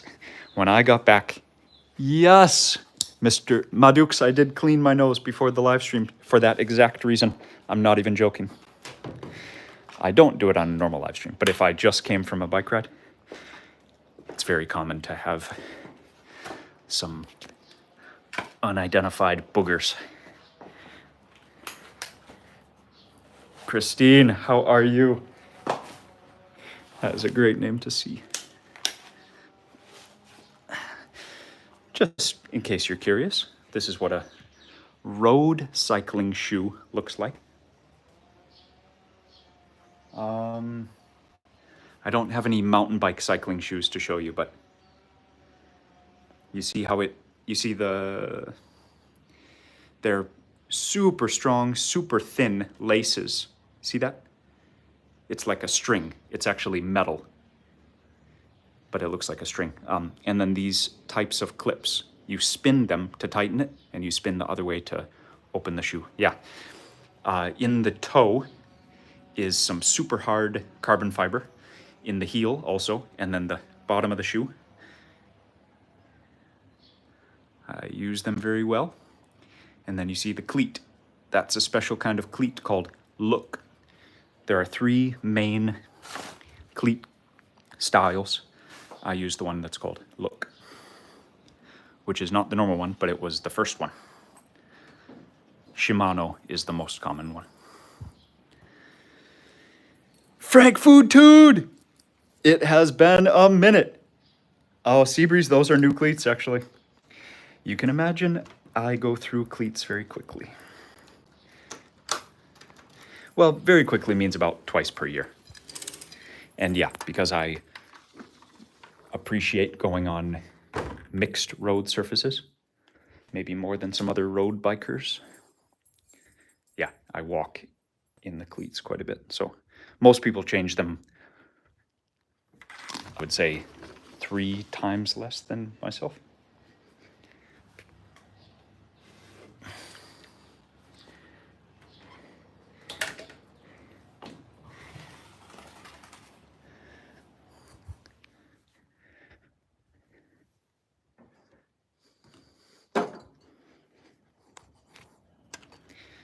Here you can see the bikes. Dad, me, Dad, Lee, me, me. And Lee has another bike upstairs. Dad has 2, Lee has 2. Mom took her bike with her. It'll be back later in October. And I have 5 bikes. So 10 bikes, which is the correct ratio. We have 1 car, 1 motorbike, and 10 bicycles. That is the correct household ratio, in case you were curious. You could also go by money. If all of your bikes together cost more than your car, then that's also the correct ratio. If you spend more money on your car than your bikes, then you don't have the right to call yourself a bike rider. That is a rule. There's a fun book of cycling that has all rules like that, just to make sure you're doing things right.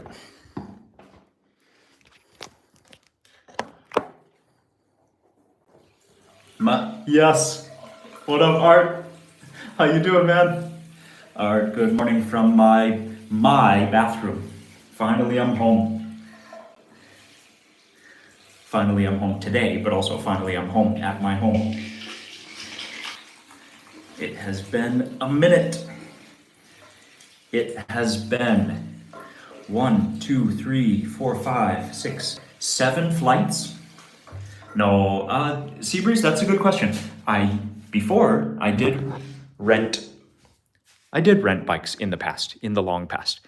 And then there was an intermediate step where I would contact friends, local friends or family, and make sure to ask to borrow a bicycle from someone or someone that they knew. So that was the intermediate step. But now that I usually travel for races, I can't rent a bicycle for a race. It's not even smart. So I have 2 different bicycle boxes, and I will bring one of my bikes on almost every single trip. Art, that is a very good question. You obviously know the answer already. It's round. It's baked in a stone oven.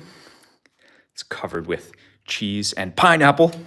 No, it's covered with cheese and some kind of ham or some kind of pork made into something. Oh, besides the bicycle ratio, there is a correct ratio for time spent in Italy. 24 hours must equal greater than 1 pizza. Greater than or equal to, meaning you must have 1 or more pizzas per 24 hours spent in Italy. Thankfully, I fulfilled that ratio. And I thought the best one was an artichoke pizza, and I had one with hazelnuts. Hugh, I've rode my bicycle for 10 years, and I've been a racer for 5 years, and I've never, ever fallen off my bicycle. Art, the espresso was okay. It was okay. I won't say amazing, but Art, that also gives me perspective on how good coffee is in Thailand. Oh, Caleb, I'm joking, bro. Come on. For someone who races bicycles, if you don't crash once a year, that's like unbelievable. Art, I don't carb load, but yes, pizza was a wonderful Wonderful food. Pizza's great here too, though. But one of my friends from Greece, actually, he's like, now, Joel, now that you finally visited Italy, please never post lies about how good pizza is in Chiang Mai ever again. Because I like to say, Chiang Mai has everything. And my friend from Greece says, come on, Joel, be serious. But now that I'm back in Chiang Mai, pizza here is still pretty good. But yeah, Italy, obviously. Pizza in Italy is pretty good, obviously. But Art, I've been to Brazil, I've been to Indonesia, I've been to Vietnam, I've been to Kenya. I grew up in Kenya, next door to Ethiopia, Peru, Jamaica. These are all places that are world famous for coffee. Thailand is definitely equal to or better than all of them. How could it be better? For the price. Equal is in terms of flavor, but I would say it's better because of how approachable it is. Italy did have very good quality coffee for the price. It was very good price. I loved that. And how many places serve coffee in Italy was beautiful. But it was all the same roast. It was all Italian roast. So I didn't really have a good cup of coffee in Italy. I had tons of coffee, but it was all the same. It was all Italian roast, which is a very dark roast.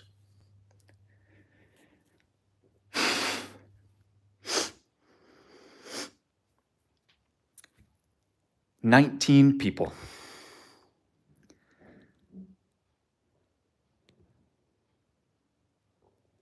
Is anyone here a bike rider? Gianluca, no, I saw your message. Yep, north of Italy. Very cool. Is anyone here a cyclist of the 19 of you? Because I finally did a pro level number and I want to share it with someone. Madukes, that is like mind blowing to me. Okay, so what is croissant dough? That's awesome. Verona. Mikey, I guess if you're using a power meter now, you can understand this. You can understand what I'm talking about. Intermittent cyclist. JK, that's good. I occasionally race for money, but then I occasionally don't ride a bike at all. I'm an intermittent cyclist. No, JK.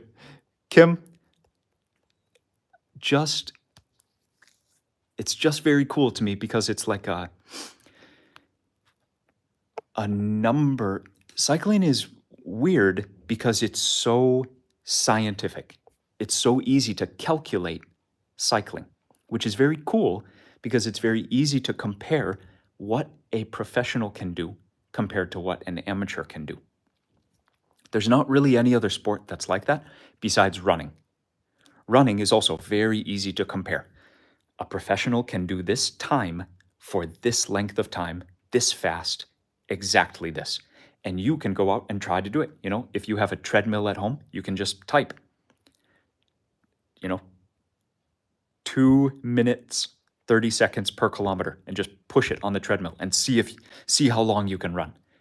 And a professional does this for 30 minutes and you can do it for like 30 seconds maybe. That kind of thing. So running and cycling are different because you can just set a number. How long can you do that number?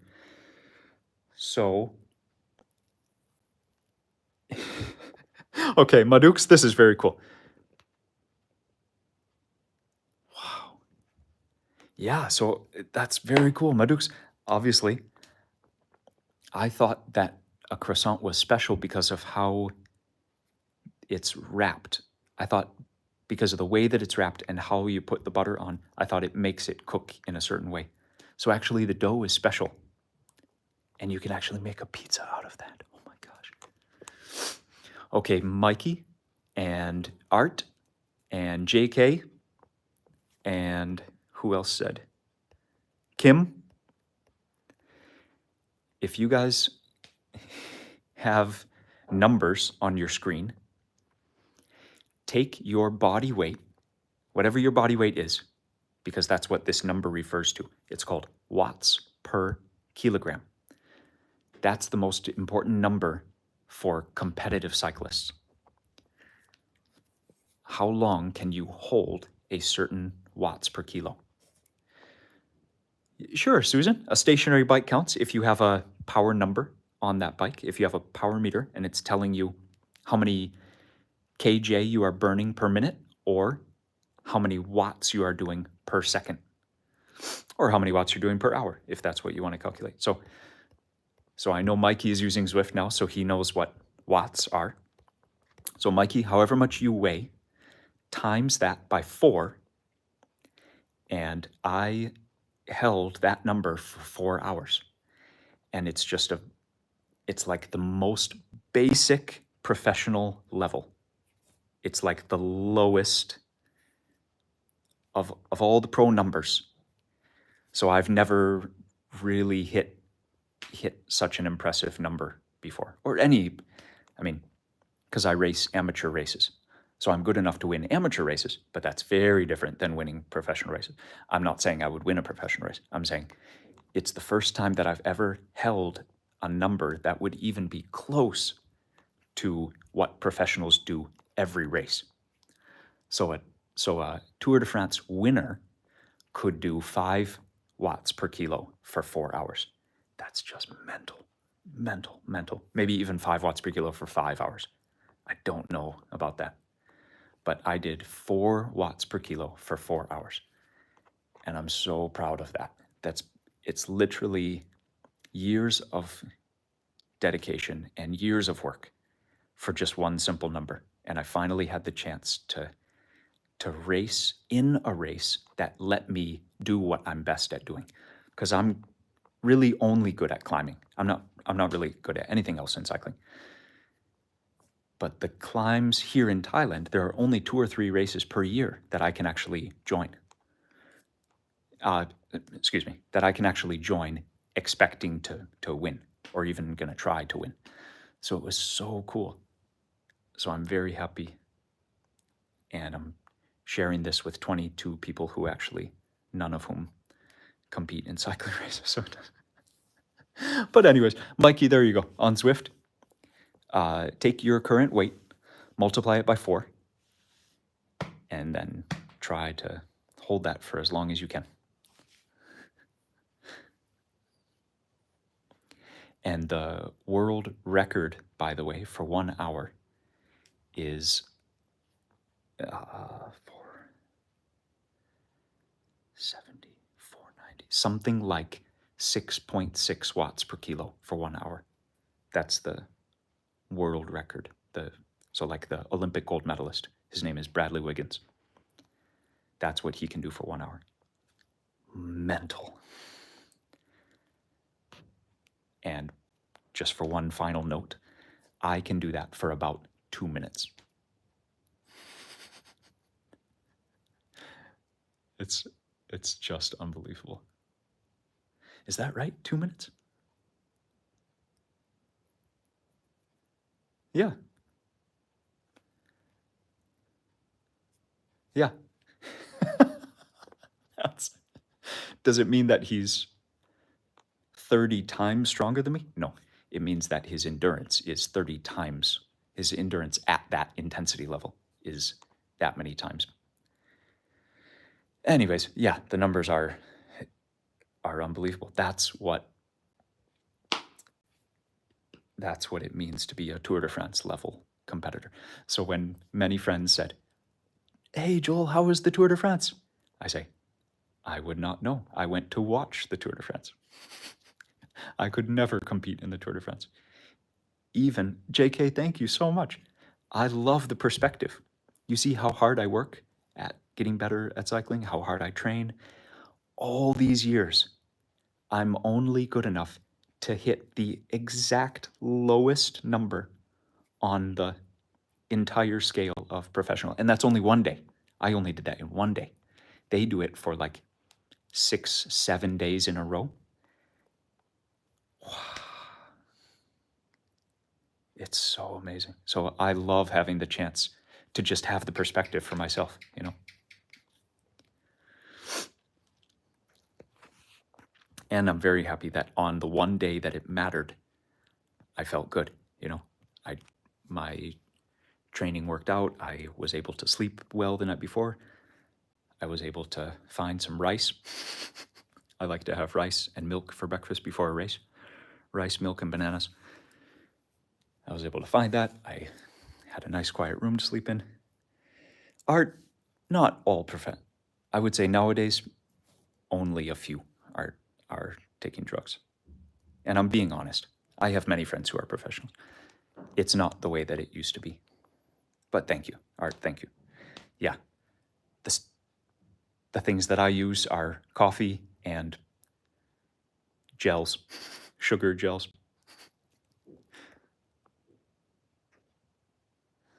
Billy's back.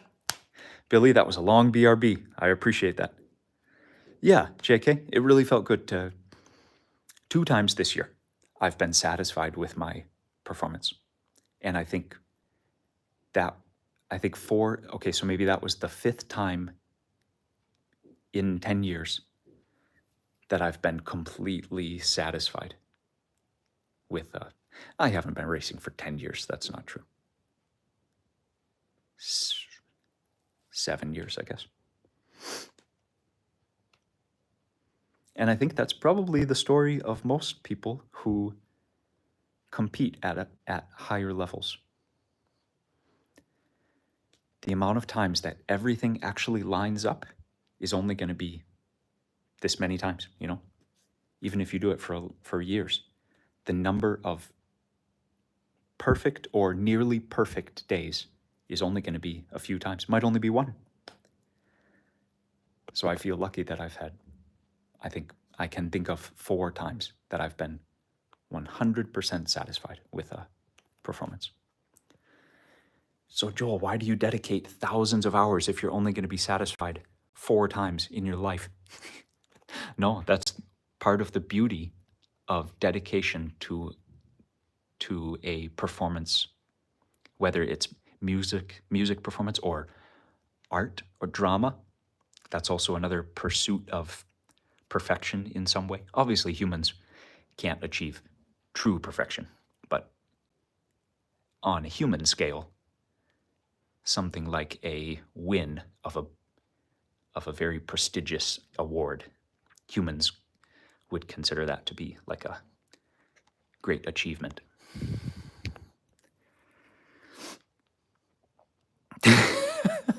Art, that's awesome. Well, Art, you're doing things well.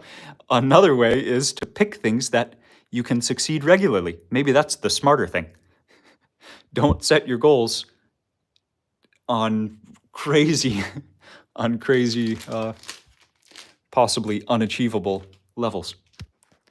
If your goal is just to eat, drink, and smile, then you'll have was one of the best times riding a KOM race.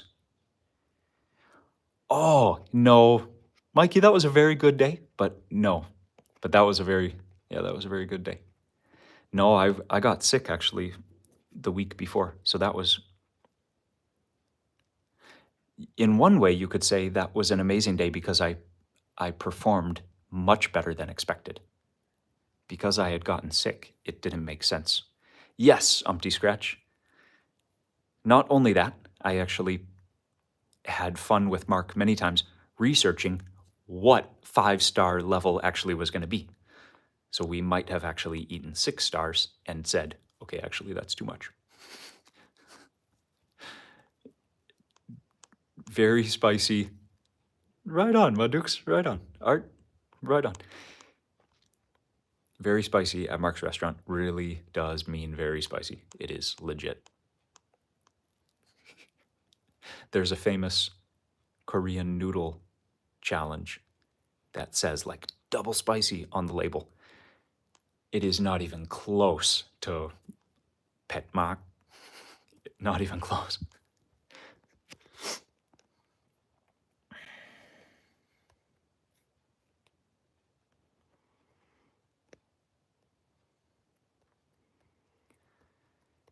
Madux, exactly. Satisfaction comes from within. Yes, you could receive an award and be very dissatisfied. Or in another situation, you can do something so simple, maybe someone else doesn't even realize that it's important, but to you, that brought you such satisfaction. So I guess mine would be a mixture of the two. Two of the times, it wasn't that big of a deal, but I knew how hard it was, and I knew what it took to get there. So I was satisfied for those two things. I don't really think cycling is that important. I like to talk about cycling because of, for me, what a great life experience it has been. Just the act of being so dedicated to something and then the rewards that come from it. Not just riding fast or finishing with a good time, but just the journey towards whatever it is you're going for, whatever your goal is. Just being dedicated to some. Watch this professional eater for above 5, so he says it was probably in. Wow, that's awesome. Level 10. Well, there's an Umpty Scratch. That's awesome. Yes, there are professional chili eaters, just like the thing I was talking about with a professional athlete. They act on another level. They act on another scale. I would never join a chili eating contest, even though I eat what normal people would say is very spicy. I would still never be able to join a professional spice eating contest. Art, that's a good question. I actually have kept track. I did log 10,000 hours on guitar. So I have still played guitar more than I have played bicycle. Cycling, I think I'm at 8,000 hours. So at least 2 more years to go. I cycle about 800 hours per year. Clearly, 8 times 10, 8,000. 800 times 10 years. So no, Art, not yet. And I think if you add together all the hours that I rode a bike as a kid, I think that doesn't really count. Because that was just purely for fun. I wasn't doing training intervals on my BMX bike. So I rode home. I think half of you stayed with me for the ride home, which is kind of interesting that then you leave when I actually arrive home. Because when we were riding, the number of people hanging out was like 30 something. But now that I'm arrived home, now there's only 18. That's kind of funny. So have a very happy Saturday night then, everyone. I don't really want to talk about the weather, and I also don't really want to, even though I brought up the cycling number.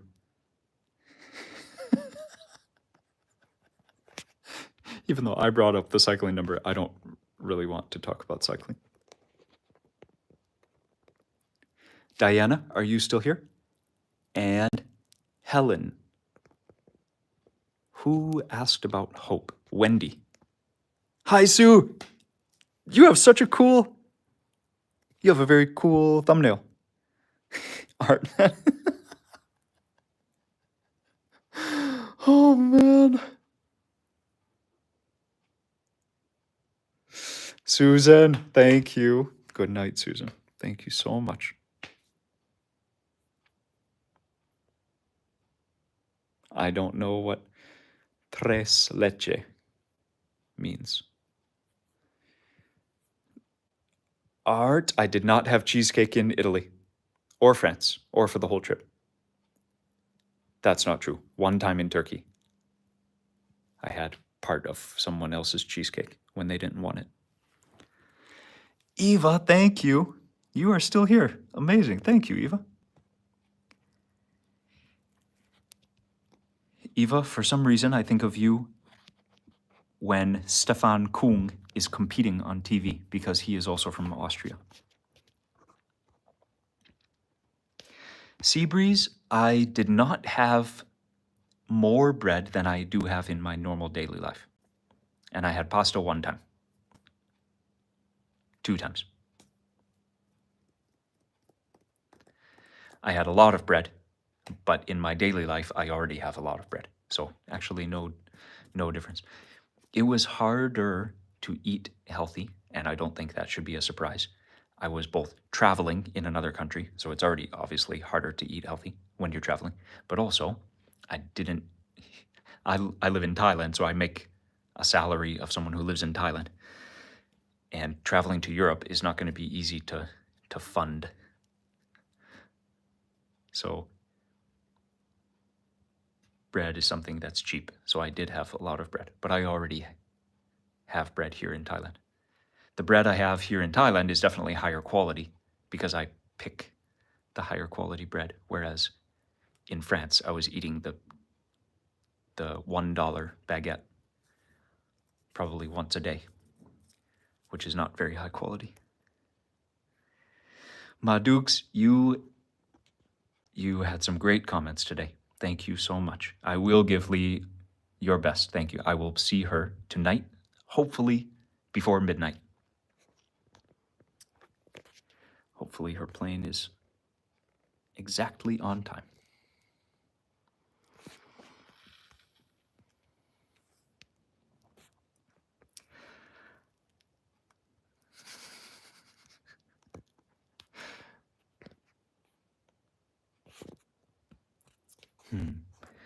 I felt like I had very high expectations. I think live stream is different somehow, and I still can never get a handle on it.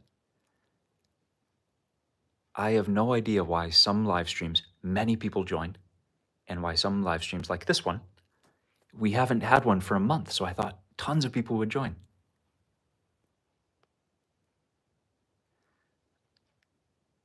So there's that. But also I feel like that 5 minutes at the cafe, that one section of time for 5 minutes, that was awesome. And that's exactly what I hope to have at some point in each live stream. Like a real moment of just pure honesty, heart to heart communication with one or more of you. That's like basically, was the live stream a success? Yes. If I had that, even for just a few minutes, if the live stream was 2 hours like today, even just for a few minutes, have a real connection with someone about just one topic, then success. But at the same time, I thought, oh, maybe a lot of people miss live streams. And so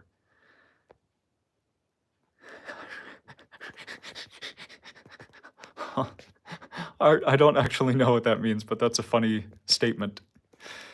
Aw, Benny, thank you. Thank you very much. Kim, Lee has to take a train from one town to another, and then a bus from that town to the airport, and then a airplane, thankfully, from that city to our city. She doesn't have to go to Bangkok and then fly again.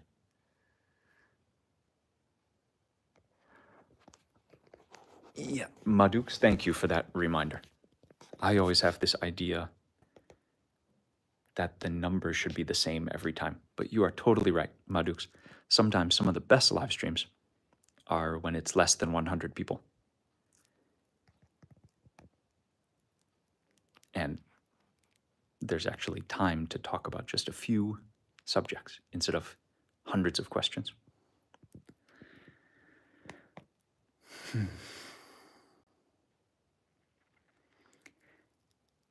Has anyone read the book called Bayonets to Lhasa? A new recommendation from someone who I feel like really knows what they're talking about and really understood that I would like this book. And I asked them for just one book recommendation, and they said Bayonets to Lhasa. Curious if anyone has read it. I'm going to go try to find it on Amazon. Oh, that's awesome, Madukes. Cool. Okay, well, that must be worth something then. If out of just 22 people, someone else has had that as a recommendation.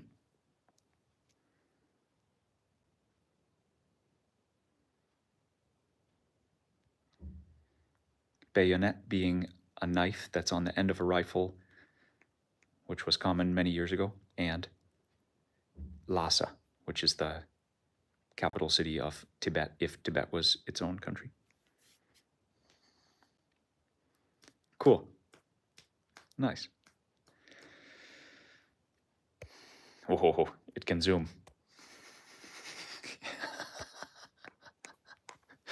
Okay. I don't know if I will have a midweek live stream.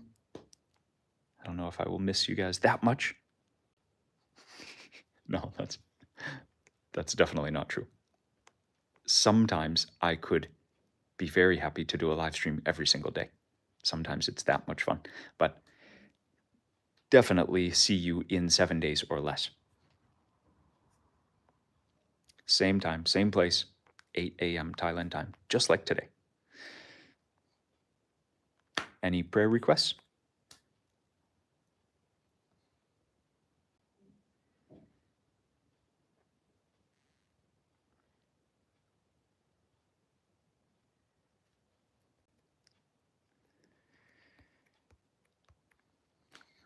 I have read 1 Corinthians for many days in a row. Romans is what I was studying myself last month. This month, 1 Corinthians. And today, the verse that stood out to me, just one line. Love is patient. So there's a very famous long section, all of these things describing what love is. Love keeps no record of wrongs. Love is kind. Love always perseveres. Love rejoices in right.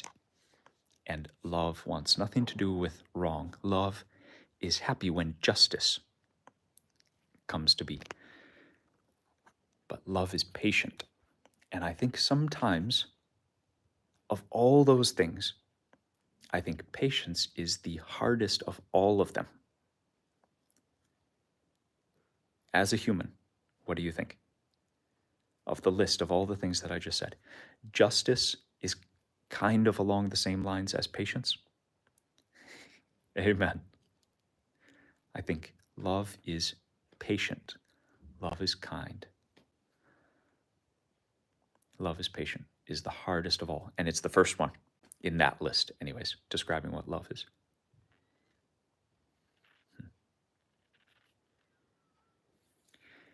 And a few verses later, something quite profound. It says,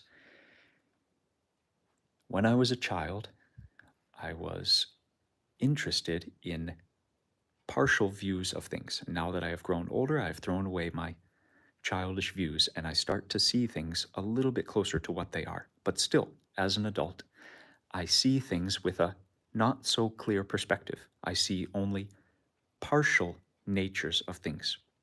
But then, which means when I pass on from this life, when I am in my heavenly body, the way that God sees me or the way that God plans for us to live when we're outside of these bodies, then I will have a full picture, the way that God has a full picture right now, the way that God sees the plan for my life. So right now, even though I have only a partial picture of truth, I still know that love, faith, and hope are the greatest. And love is the greatest of all three of those.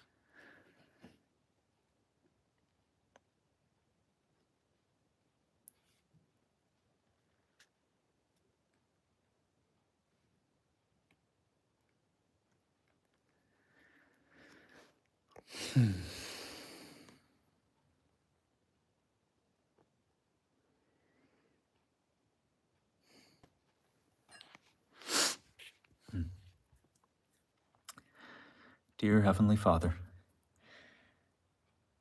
it is a wonderful day, first of all, because we are alive and we can give praise to you. You created us one by one. You created us in amazing ways. Sometimes, God, it's very confusing when our bodies don't work the way that we want them to, or the way that we see other people's bodies working, sometimes we don't have the health that we want. And it is really hard to pray such things as, God, give me patience, give me peace in this situation, when actually, in a physical sense, there is no reason to have peace. We have physical pain, we have aches that don't seem to want to go away, we have chronic situations that linger on, and we wish that it was not this way. And so how can we pray for patience and peace? But that shows, God, you are greater than us, and you can do supernatural things. Only in our bodies we are this way, but when we pray to you, we can legitimately have hope that there is better to come in the future, that things could make progress, that there could be healing that doesn't even make sense on a human scale. So as I do pray for those things, I also pray for what we were talking about, God. Patience, please, more importantly than anything else, give us a constant sense that everything is in your plan, that we are in your care.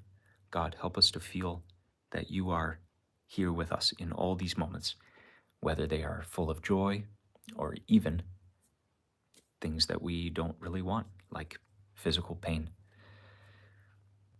Remind us that you are with us and that you care for us so much. We know sometimes in our heads that you love us, but God, help us to really know it in our hearts. Many of my friends asking for even friends of friends. So God, it's obvious that a lot of people are hurting in different ways, emotionally, but also physically. Thank you for the time that we can spend together, God, encouraging one another, laughing about stuff, but also praying about very important stuff like this. Loving one another. You tell us this is the way that we can make the earth a little bit more like heaven. We can bring heaven down to be a reality here on earth when we love one another. So God, give us all more energy, endless energy, to be able to love one another and be patient with one another. Be patient with ourselves, which might be the hardest thing. Thank you for today. Thank you so much that I have the chance to come back and say hi to some of my friends. I really love this. I love this position and this situation. It's really cool, God. Thank you for the trip that I went on, because it can just give me so much cool perspective on how meaningful some of the stuff we talk about is. And today being Sunday, for those are Sunday for me, Saturday for others, for those who do have the chance to go to church and worship with other Christians, make it a great time, God, and a very heartfelt time. Thank you that we can talk to you directly. We do not need anyone to talk to you for us. You give us the right to pursue a relationship directly with you, and it is so good. It's so cool. It's probably the best thing in the whole universe, to know that we can just talk to you and that you actually care to listen. You're actually happy when we who are so tiny, we actually want to talk to you, God. So remind me and remind all my friends also. Remind us constantly how important it is, God, to spend time every day just sharing everything, good and bad, joyful stuff and fearful stuff. Help us to remember to share it all with you and to keep pursuing that growth more than any other relationship in our lives. For all my friends today, thank you for this time together, God. Thank you for our lives. In your name we pray, Jesus. Amen. Amen.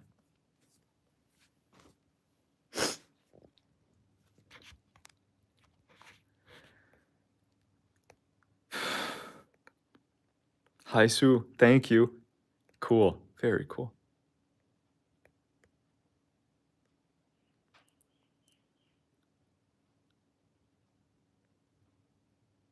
Hmm.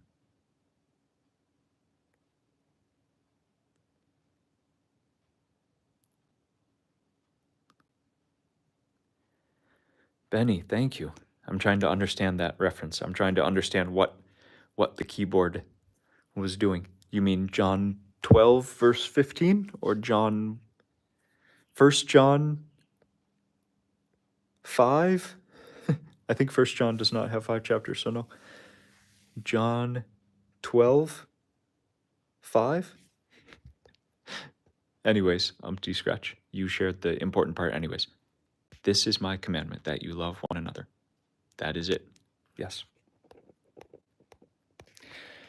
Okay, guys. See you next time. Something that I didn't share is that I finished an entire video between 2 a.m. yesterday, between 2 a.m. and 4 a.m., and then again today, between 2 a.m. and 5 a.m. In those 5 hours, in those 5 crazy hours, when it was completely dark, maybe I was the only person awake besides the security guards. We have great security guards hired by this neighborhood. Maybe I was the only person awake. And I got to watch myself as a character on the screen eat food in Taiwan. Right on, Rebecca. I mean, not right on to the second part. Right on. You are very much with us right now. Thank you for sharing, Rebecca.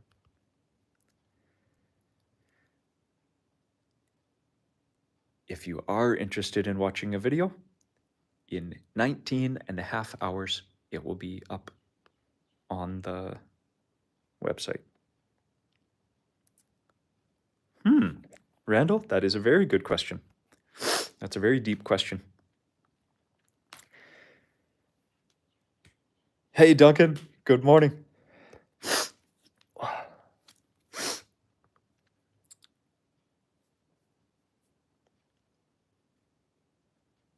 Randall, I'm glad that I don't have to answer that question right now. I am going to actively announce, I think for the first time, I'm going to say, Randall, if you would, instead of listening to me try to explain myself in many minutes, I would love to answer your question next week.